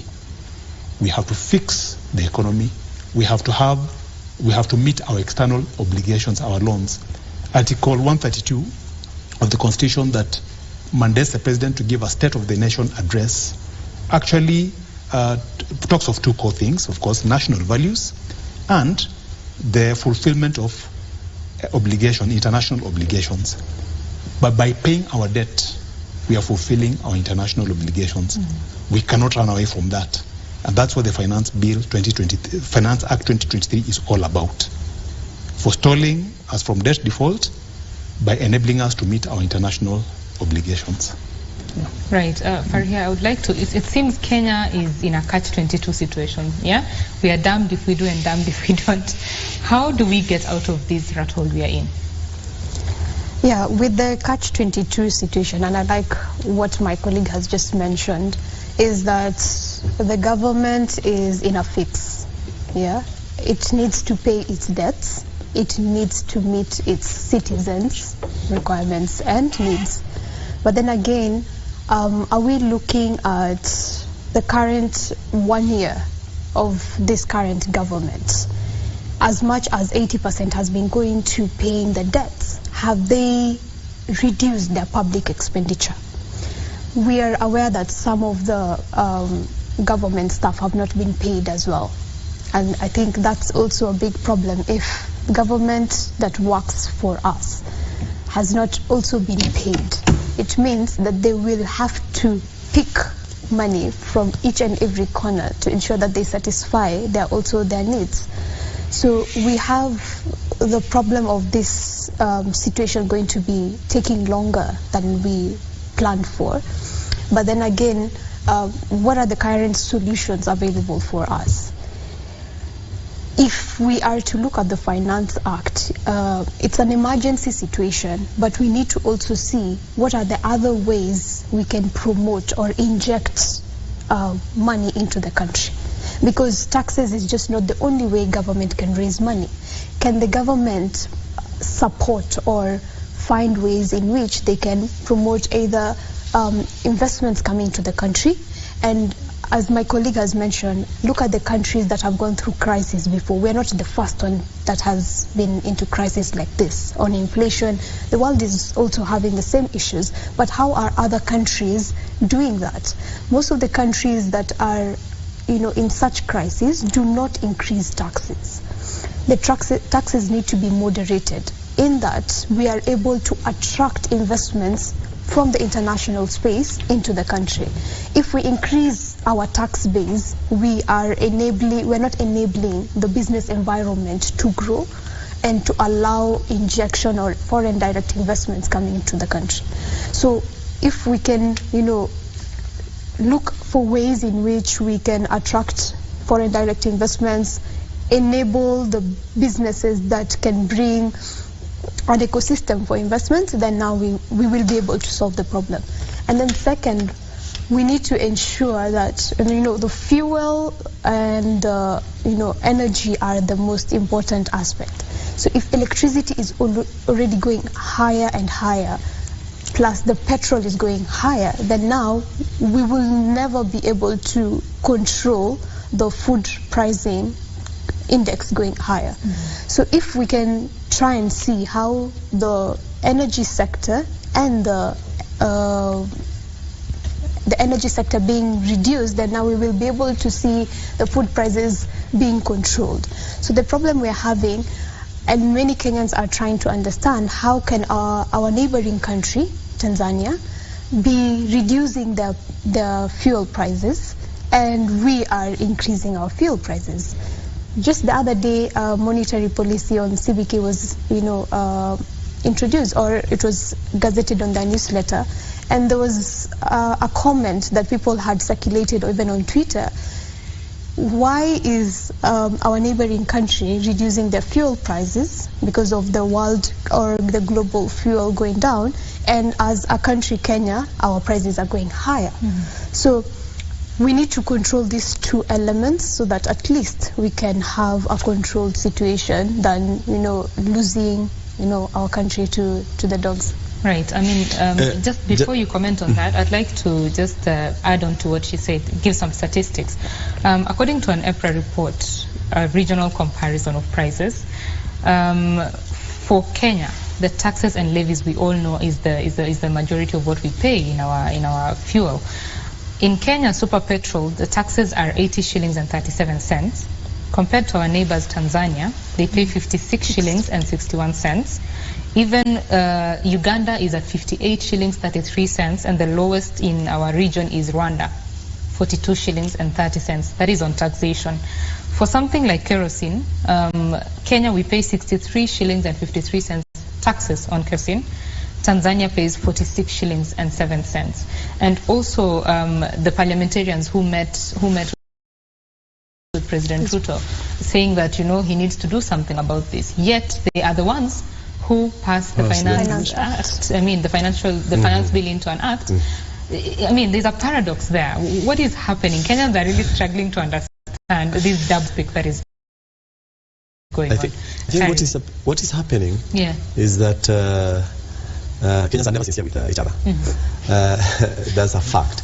But I want to build on our expert on regards to the issues of technocrat in the financial bill. I think we were speaking from a different perspective. The technocrats who have developed that tool are the executive. They aren't representative of the common mwananchi. And when they do that, they will do it based on what the government will intend to do. And when it comes to parliament, this is the time when parliamentarians must use a more robust technical team who look at the implication of that tax factor that has been introduced, or the act itself, so that they weigh between the two, whether it will going to affect the common mwananchi or whether it will benefit whether it's going to benefit the government. Dr. Sorry, just hold your thought there. Allow me to interrupt you just a little bit. I'm informed that we are supposed to go to Parliament. Abdiaziz Hashim is on standby to give us the views of Kenyans on these matters of State of the Nation address. Abdiaziz?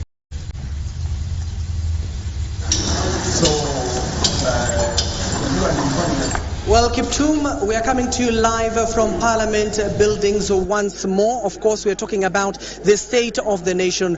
Various key sectors that the president is looking at and what they have been able to achieve. You do know that Parliament plays a very critical role in oversighting the national government. That's why joining me right now is Mheshimiwa Timothy to just tell us, given that they were with the president at State House Nairobi, what are the issues as the legislators they raised with the president? Mheshimiwa, let's start off with the cost of living issue. You are with the president. What pointers did you give to the president so that when he comes here, he'll come with solutions? Now, we admit that we've had challenges as a government for the last 1 year since our office, but we also understand that some of the issues that we've had in this government are issues that were inherited. We had a government that was almost collapsing. We had a problem with the handshake regime that was led by Uhuru Kenyatta and Raila Odinga. But I know that we have challenges as a government, but when we were in State House, the president assured us and reassured us that as a country, we are in the right direction. And he was very clear, we may be unpopular in the first 2 years of this government, but the changes he is making is going to the foundation of economic prosperity of this country. Remember, even when Kibaki came in, he came in when he inherited a lot of challenges that was occasioned by the Kanu regime. But when Kibaki took over, he was unpopular for the first 2 years. But he made certain radical changes that ensured that the country was in the right trajectory. And the economic model that was initiated by this government, of course, it was bottom up. But it didn't mean that we would now, the change was instant. Because one, look at the issue of agriculture. There was the issue of this country was used to what called the consumption subsidy, where there was a subsidized consumption of products were subsidized. But the president came up with something called production subsidy. One, reducing the cost of fertilizer. And he said at the end of it all, even if we reduce the cost of food products through subsidies, at the end of it all, we will not achieve as a country. But he said, let us look at the issue of production subsidy. Let us reduce the cost of fertilizer so that at the end of it all, we harvest, because last year we harvested around 44 million bags of maize. Yes. But this time round, we are projecting 65 to 70 million bags of maize, meaning that the cost of food prices will come down because of increased productivity in our farms. And that is one of the key issues that we discussed in State House. Yes. But most importantly, it was a reassurance. And even today's speech by the president, it will be reassuring the nation that at some point, we may not be easy, that Rome was built in a day. But what we are now doing is we are assembling the materials for building Rome. And I'm sure that in the next 3 years, 5 years, this economy will be headed in the right direction and will be headed to economic prosperity. Yeah. But Mheshimiwa, you also raised the issue of the fuel prices, which has been hiking, and you even heard what Davis Churchill, the Energy and Petroleum Cabinet Secretary, alluded to before the bipartisan committee. The issue of fuel, Kenyans are watching right now. Yeah. It is the Parliament that passed the Finance Act that raised the VAT 8 to 16%. Maybe as parliamentarians, are you considering to even lower it down so as to address the issue of the cost of fuel? I agree, my brother, that the economy is hurting, that fuel prices determines almost all facets of our economy. And when fuel prices are high, then it will affect almost all areas of production. And it is an issue that we discuss. And we are very candid with the president. We told the president, yes, we are members of parliament. We support you in parliament. But Kenyans are not happy with the high cost of fuel. And we agreed that, you see, the president was very candid. He said, you see, members, the issue of fuel price is not a Kenyan issue. It is an international issue. The war in Ukraine and Russia has affected the cost of international crude, international fuel, and that is why there is the impact has come down to Kenya, and we agree that we will sit down. We shall review the Finance Act in the next financial year, and we see whether we can be able to look at if the reduction in tax, VAT tax on fuel, then we should look at it as Parliament with an intention of lowering the cost of fuel, because we cannot afford as it is, and Kenyans are hurting, and we agree that we must take deliberate measures so that we can be able to reduce the cost of fuel. Yes. And Mheshimiwa, given that finally we know that the supplementary budget is here with the members of Parliament, I know you have picked into that particular supplementary budget. Are there alleviations there for Kenyans who are watching you right now? You can tell them. We are still discussing the issue of supplementary budget, and we are looking at a way of trying to lower the cost of living, but we were very categorical that we will not introduce subsidy, because remember we are currently repaying a lot of we are repaying 67 billion shillings that was occasioned out of the subsidy. So as a country, we shall look for a way that we shall be able to revise our supplementary budget so that we cut down on certain expenditures. Remember, even for the issue of foreign travel, the president said we cut it by almost to 30% or 20%, so that money can be used to inject into the economy for some economic prosperity. So as Parliament, we shall be critical in the supplementary budget to make sure that some of the issues that are input there are meant to alleviate the suffering of Kenyans insofar as the cost of living is concerned. Yes. And Mheshimiwa, kindly don't leave. We want to converse with you more. Legislators will be talking about, especially this is Timothy is talking about the agriculture sector and how we need to reintroduce the manufacturing sector. We do know that it was currently at 9% and it has been lowered all the way to 7%, and it's something this administration has been tapping into. Of course, you heard from the president clearly stating a while ago that we need to stop even the importation of maize, that 2024 will be the last time will be importing maize into the country, and by 2025 Kenya will be producing those particular maize from our farmers so that it can be beneficial to the agricultural sector and of course in terms of food security. We're currently talking to a host of legislators. Once we do get a hold of them, we'll be coming to you. Lining up next will be KSS Member of Parliament, who will be just speaking to in just a moment. But for now, I need to hand you over to Betty Kiptum to carry on with the conversation. Thank you very much, Abdiaziz Hashim, there coming to us from Parliament buildings. And of course, ahead of the State of the Nation address, the President is in Ruiru to just look at, inspect some affordable housing project. We just have live pictures from Ruiru there. We are going to give you live pictures from Ruiru on matters of affordable housing. President William Ruto is undertaking an inspection of the Ruiru affordable housing project. Those are live pictures from Ruiru. That is the project under the Affordable Housing Program. Of course, a program that the government looks to ensure that houses are built 1 million every year for the next 5 years. We shall see. We shall, of course, be giving you updates on what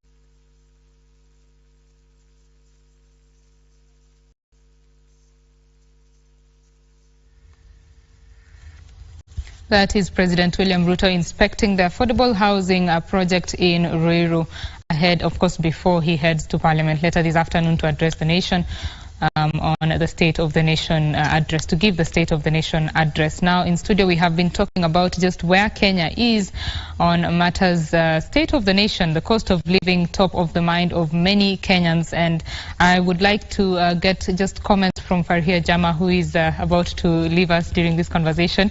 We'd like to get your closing remarks, Farhia, then we can proceed. So my closing remarks will be like, one, as much as we are in a tight situation and the government is really trying its best to not default on their debts, we need to also ensure that we're not killing the common mwananchi's needs. if putting a food on the table, the purchasing power is taken away from the Kenyan, it will mean that we are denying the Kenyans their rights. Their Chapter 4 of the Constitution, the Kenyans have a right, and if we're looking at the national values in today's discussion, we want to know how accountable is our government in updating us on how are they using the money. The expenditure that we were having a discussion is that the government is looking at ways in which it can raise revenue, but it's never talking about the elephant in the room of how do we reduce our expenditure as a government. Because part of the scenario that we are in is just like an example of you being at home. If you do not have enough money, what do? You first cut down on the costs that are not necessary. So let's first think about ways in which the government can reduce the costs or this expenditure. And you can see so many Kenyans have been commenting on the travels, on the budget that the government is still spending, yet we already know that we are in this kind of scenario. Then also we need to talk about the corruption. Where is our money going to? So if you're saying that we are unable to pay our debts and we're looking for ways to pay our debts, you need to also tell us how are you using the money. So over the years, the Finance Act has been introduced each and every year, but this year is the only year that Finance Act has really been a conversation. The public participation. Are our parliamentarians even financially literate to make decisions for us? Do they need to be educated about financial policies? How to, improve on these policies? As my colleague mentioned, technocrats were involved. But how simplified was this done in the public participation? In a common mwananchi space, were they able to understand what it means when they were, being told about housing levy, these new taxes?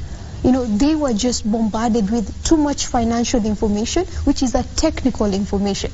Can we simplify this information to a common mwananchi so that they know, or the parliamentarians know when they're passing a certain act, that they are aware of what they are passing into?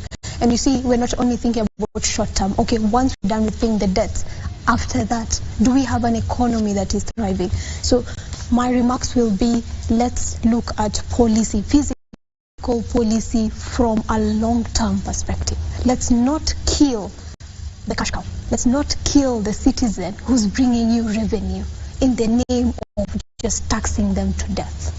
Taxing them to death. Thank you very much for your thoughts, Farhia.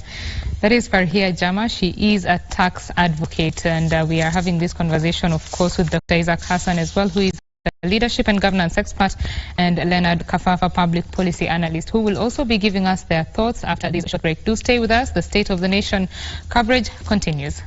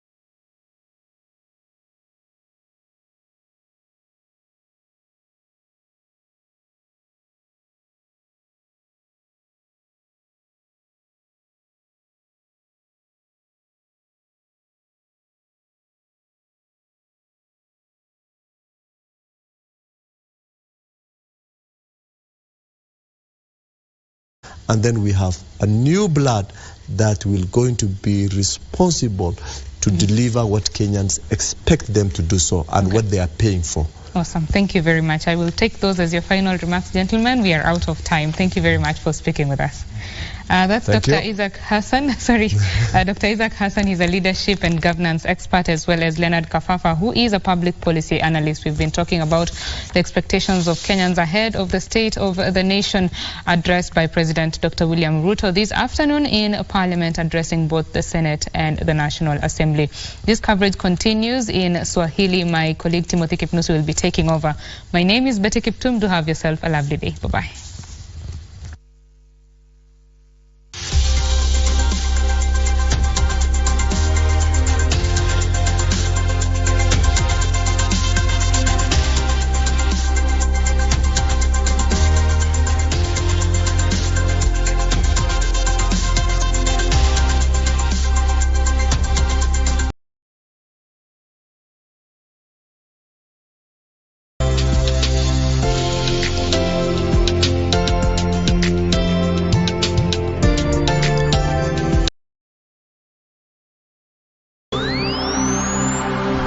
Tunapowasha vifaa vyetu tunapata fursa ya wake kama serikali tuangalie kama anazidi ile anaenda exceeding expectation, kuzidi ile matarajio ya Kenya, ama ile unasema meeting expectation.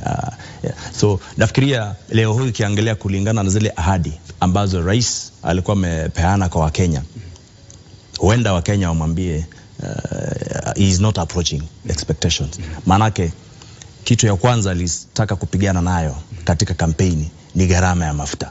Leo hii ukienda kule nyuma usikize vile alikuwa anazungumza, hata yeye hapo jana ama pale majuzi ameanza kueleza Wakenya kwamba mikono yake ni kama imefungwa. Lakini sisi tunajua kwamba changamoto moja ambayo ilikuwa inafaa ipe kipaumbele ili kupitia kwa makadirio ya bajeti. Sisi kama Wakenya tungekuwa na maombi ya kwamba tunajua kwamba nchi hii iko na madeni makubwa.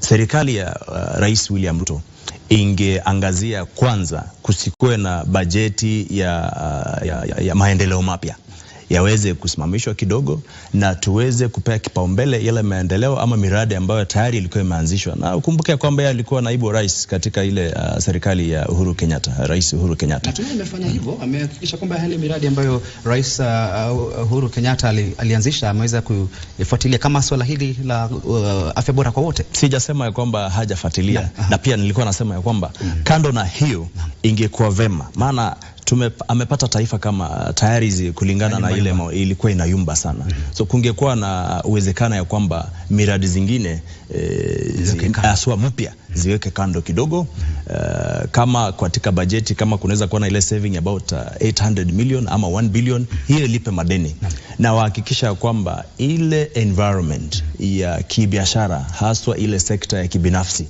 kukuwa na economy imeanza ishikilio ya kwamba ianze kukua na zile hopes, basi ingekuwa afadhali. Maana leo hii katika pitapita zetu hapa Nairobi ama kule kwingine mashinani, hata usiku utaona kama hapa hii town ya Nairobi magari ambayo yako kwa barabara ni machache sana, na mengi ambayo yako ni ya kibinafsi na haswa zile za Uber na zile taxi. Inamaanisha kwamba ile gharama ya mafuta ambayo imepandishwa na ile ushuru ambayo imekuwa katika mafuta, utapata kwamba hata leo hii ile tax targets ya KRA imekuwa vigumu kuimarishwa. Manake kuna ile inaitwa change in human behavior. Manake lazima wananchi, ukipata kwamba ushuru imepanda sana, pia wanakuwa na mabadiliko. Leo ukitembea kule mashinani ukitaka kununua kitu ama hii town, unapata kwamba ukitaka hata kulipa pesa na pay bill, utaambiwa hapana, leo hii hatutumii pay bill, tupatie cash, enda toa pesa. Na hapo nyuma haikuwa hivyo.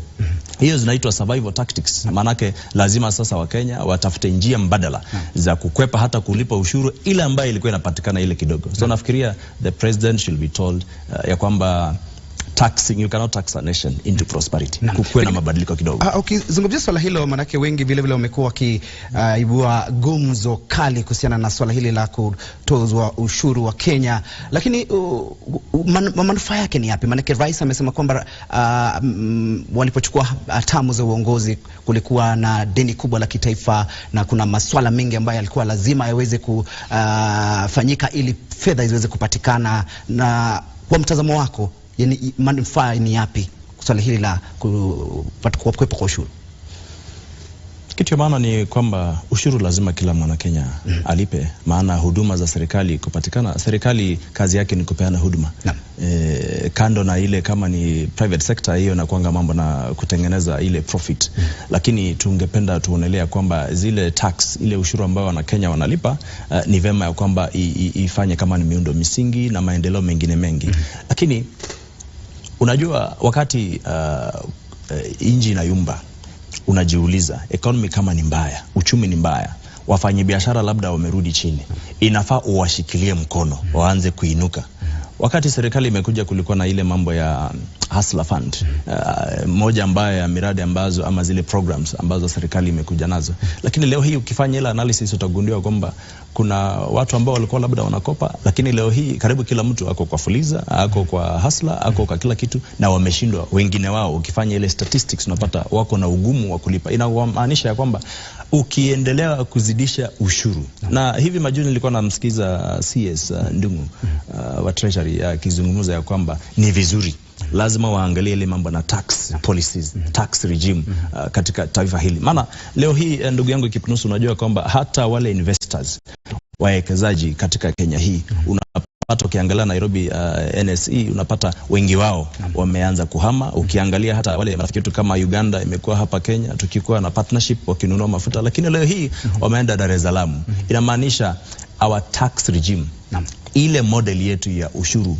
huenda labda tukiendeleza zaidi huenda haitatupatia manufaa. Lakini sijasema ya kwamba Wakenya waache kulipa ushuru. Wakenya walipe ushuru, lakini lazima serikali ihakikishe kujitegemea, lakini pia wahakikisha kwamba ile ushuru ambayo walikuwa wanasema upunguze, wakipandisha zaidi itakuwa vigumu kidogo. Tukiagana na swala hili la ushuru, pengine tuangazie mafanikio ambayo yameweza kupatikana tangu achukue hatamu za uongozi, na swala hili ambalo natumai liko ndani yake zaidi, swala la kuhakikisha kwamba Wakenya wanaweza kupata ajira, lakini swala ambalo amekuwa akilifuatilia zaidi anapokuwa akisafiri mataifa ya ughaibuni ni kama ameweka makubaliano kama 27 na mataifa ya ughaibuni, na baadhi ya makubaliano hayo kuna ile kuhakikisha kwamba Wakenya hupatao 350 wanapata kazi katika mataifa ya ughaibuni. Pengine zungumzia swala hili la rais kuzuru mataifa ya ughaibuni, na wengi wakikosoa hatua hiyo, japo wamesema kwamba ni ya manufaa kwa taifa hili, hasa katika swala hili la kuhakikisha kwamba kuna wawekezaji na Wakenya wanapata ajira. Najua mambo ya employment, najua pia ni changamoto si haba katika taifa la Kenya, haswa kwa akina mama, haswa kwa walemavu, na haswa kwa vijana wale ambao wako umri wa kujitafutia ile productive age. Hizo partnerships, unajua pia hatuwezi mlaumu rais sana, maanake pia hii itakuwa ile address yake ya kwanza. Na unajua kuhutubia bunge ama bunge zote mbili, Senate na ile ya National Assembly, ni ile inaitwa constitutional imperative katika article 132, yani katiba ya Kenya. Na Wakenya wanataka ya kwamba rais lazima aje aeleze Wakenya kinaga ubaga ile utendakazi wake, na nafikiri hiyo ni kazi yake. Anajaribu kupata ile partnership kule ngambo. Ni vizuri tumpatie muda tuone matunda yatakuwa ni yepi. Leo hii labda itakuwa ni mapema kidogo kusema ya kwamba zile juhudi zake za kutembea kule nje, ile ya kujuzi hata kumekuwa na IMF ya kwamba wameongeza sasa ile ceiling ya Kenya kukopa. Tunaomba ya kwamba, unajua tulikuwa tumesema ya kwamba mambo ya kukopa irejee kidogo, lakini kama kutakuwa na kukopa pesa na ifanye kazi vema, isikuwe kama ile wakati ya Eurobond ambayo kulikuwa na pesa ambayo ilikuwa imekuja Kenya hii na miradi ambayo ilitumika wakati wa Eurobond haikuweza kudhihirishwa. Ilikuwa changamoto kidogo. Tuliangazia swala hili afya bora kwa wote, manake wakati wa sherehe za mashujaa rais aliweza kuzindua mpango wa afya bora kwa wote, na unakumbuka kwamba vile vile ameweza kutia sahihi miswada kama 4 baada ya bunge la kitaifa kuweza kujadili na kupitisha. Pengine zungumzia swala la kuimarisha huduma za afya na kuwepo kwa wale maafisa wa afya, wale wanyanjani, wale community promoters, health promoters. Bila shaka ni ukweli ya kwamba Rais Daktari William Ruto ako na ile inaitwa passion haswa kwa zile miradi ambazo amekuwa akizipatia kipaumbele, na unajua swala la afya ni swala nyeti ambalo lazima lipewe kipaumbele kupitia ule anaitwa waziri wa afya Susan Nahumicha. Kulingana hivi majuzi nimeona ya kwamba rais na bunge pia ilipitisha zile miswada na zikakuwa leo hii ni baadhi ya sheria. Kuna ile ya digital health, kuna ile ya primary health care act, na kuna ile ya na mambo kadha wa kadha. Kwangu mimi ile scorecard ya health rais amejaribu sana, maana kuna hata ile inaitwa facility improvement fund, ili ukipata kama kuna zile mahospitali, kama kuna ujenzi wote ambayo itakuwa imefanyika katika zile baadhi ya institutions za kupeana afya, ni vizuri kukuwa na zile facilities na equipments. Hapo mimi nampa hongera, nampa pongezi rais na atilie pale. Pia amejaribu kushikilia hiyo mambo ya hali ya afya kwa wote, ili wale ambao wako chini, ile mambo na bottom up. Angalau leo hii unajua ukisimama hapo nje useme bottom up, watu wamebadilisha. Wakenya tumebadilisha taswira ya mambo ya bottom up. Tunasema bottom up ni ile ya vitu kutoka chini, mambo na bei na kupanda juu. Lakini tunaomba kwamba rais atasikiza Wakenya, maoni ya Wakenya, ili ile matarajio na matamanio ambayo Wakenya walikuwa nayo wakati alikuwa anachapa kampeni, na alikuwa anachapa kampeni ile mzuri, alikuwa anazungumza na Wakenya na tukampatia ile watamu. Nafikiria akisikiza vizuri na apige ile inaitwa kuangalia nyuma yale ambayo alikuwa na ahidi wa Kenya, achukue muda ile imebaki aweze kurekebisha. Asante. Tukikana na afya, pengine tupe jicho swala la elimu, manake rais vile vile alipochukua hatamu alikuwa na pania zaidi kuweza kuleta mabadiliko kwenye mfumo wa elimu, na vile vile alipochukua hatamu kulikuwa na ile mtaala wa umilisi CBC na masuala kama hayo. Pengine piga msasa masuala ya elimu, na pengine yapi anastahili kuyaweka iwe sawa, hasa kuboresha elimu hapa nchini?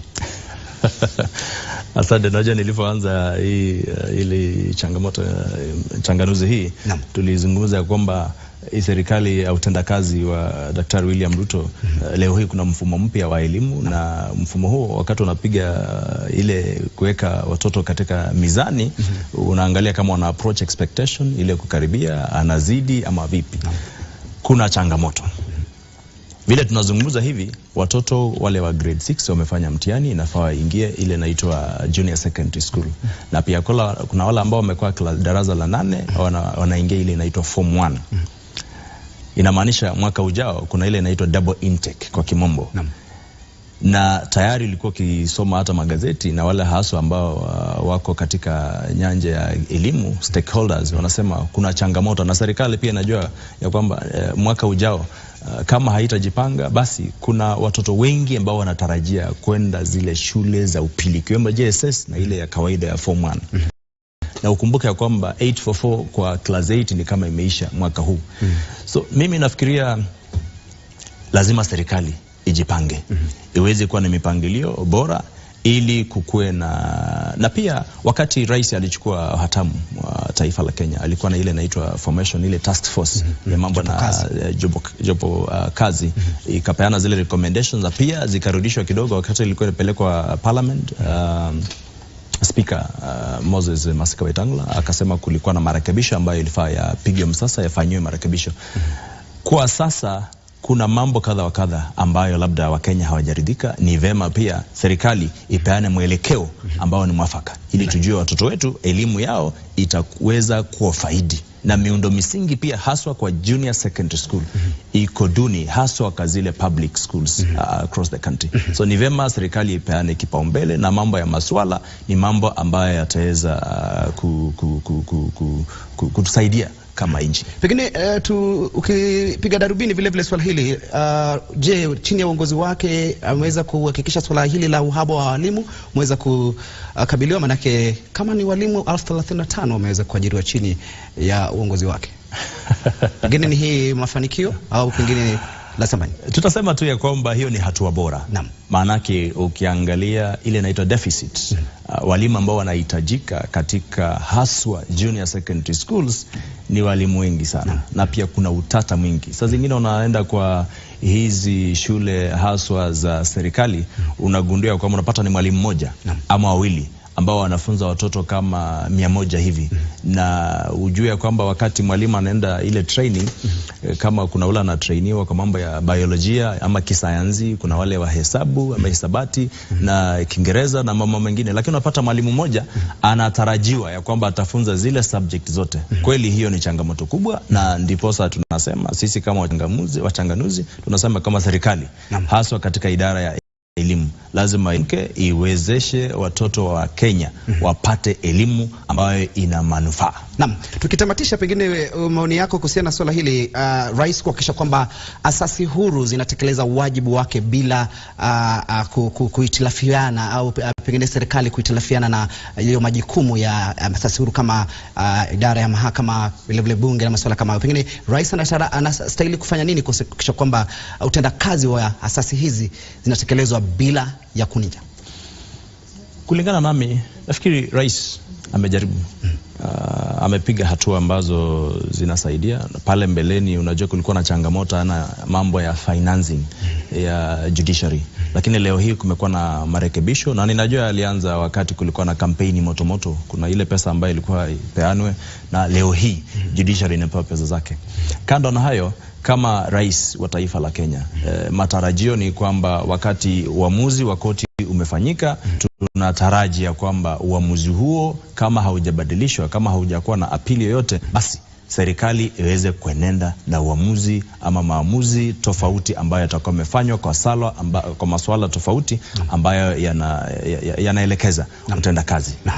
Tukitamatisha pengine neno lako la mwisho, na hasa ukipiga darubini swala la ukulima, manake alipochukua hatamu za uongozi amehakikisha kwamba wakulima wanapigwa jeki, masuala ya kusambaza kwa mbolea na masuala kama hayo, manake anasema ukulima ndio uti wa mgongo wa taifa hili. Pengine kwa sekunde 30 ukitamatisha. Ni kweli ya kwamba unajua rais alikuwa waziri wa agriculture, na yule ambaye ameweza kumfuatilia tangu kule nyuma, utagundua kwamba ile inaitwa passion na mipangilio zake ambazo alikuwa wakati ule akiwa waziri bado ni zile anaziendeleza hizo. Na kwangu mimi zimewafaidi wakulima. Leo kumekuwa na ile mambo na electronic voucher, ile kuregister wakulima, na nafikiri amepiga hatua. Lakini licha ya hayo, changamoto kubwa, maanake hata kama wakulima wamelima mahindi ama wamefanya mazao yao yamekuwa vema, yamefanya vema, lakini gharama ya maisha imepanda. Hiyo yote inarudishwa chini, inarudi siku ya zero. Tungeomba tu rais mahali popote ambapo ako na anapoenda kupeana ile hotuba yake ya kitaifa, azingatie swala la uchumi. Gharama ya uchumi iko juu, na ingekuwa ni wakati wa kampeni labda za uchaguzi, tungesema miti ingeanza kuteleza. Asante sana. Shukran zaidi kwa kuweza kujinafasi kwenye kitengo cha mahojiano, mtazamaji, na hapo ndipo tamati ya kitengo cha Tamrini. Nimekuwa nikizungumza naye Eric Nahurenya ambaye ni wakili na vile vile mchanganuzi wa masuala ya kisiasa kuhusiana tu na matarajio ya Wakenya, hasa kiongozi wa taifa atakapokuwa analihutubia taifa mwendo wa saa 8:30 saa zetu za Afrika Afrika Mashariki, na wanahabari wetu wamekita kambi pale Sarafina Robi, Abdiaziz Hashim, Regina Manyara na John Jacob Kioria kuhakikisha kwamba unapata taarifa hizo kwa ustaha na ufasaha pindi tu kiongozi wa taifa atakapofika kwenye majengo ya bunge. Na asante sana kwa kutizama. Mimi naitwa Timothy Kipnusu, mfasiri wa lugha ya ishara, anafahamika kama Ann Wangeshi. Usukani kwa sasa narejesha kwa mwenzangu anafahamika kama Bentro Njue, ambaye namuona tayari amejajaa hapa studioni, na kutakia adhuhuri angavu. Kwaheri.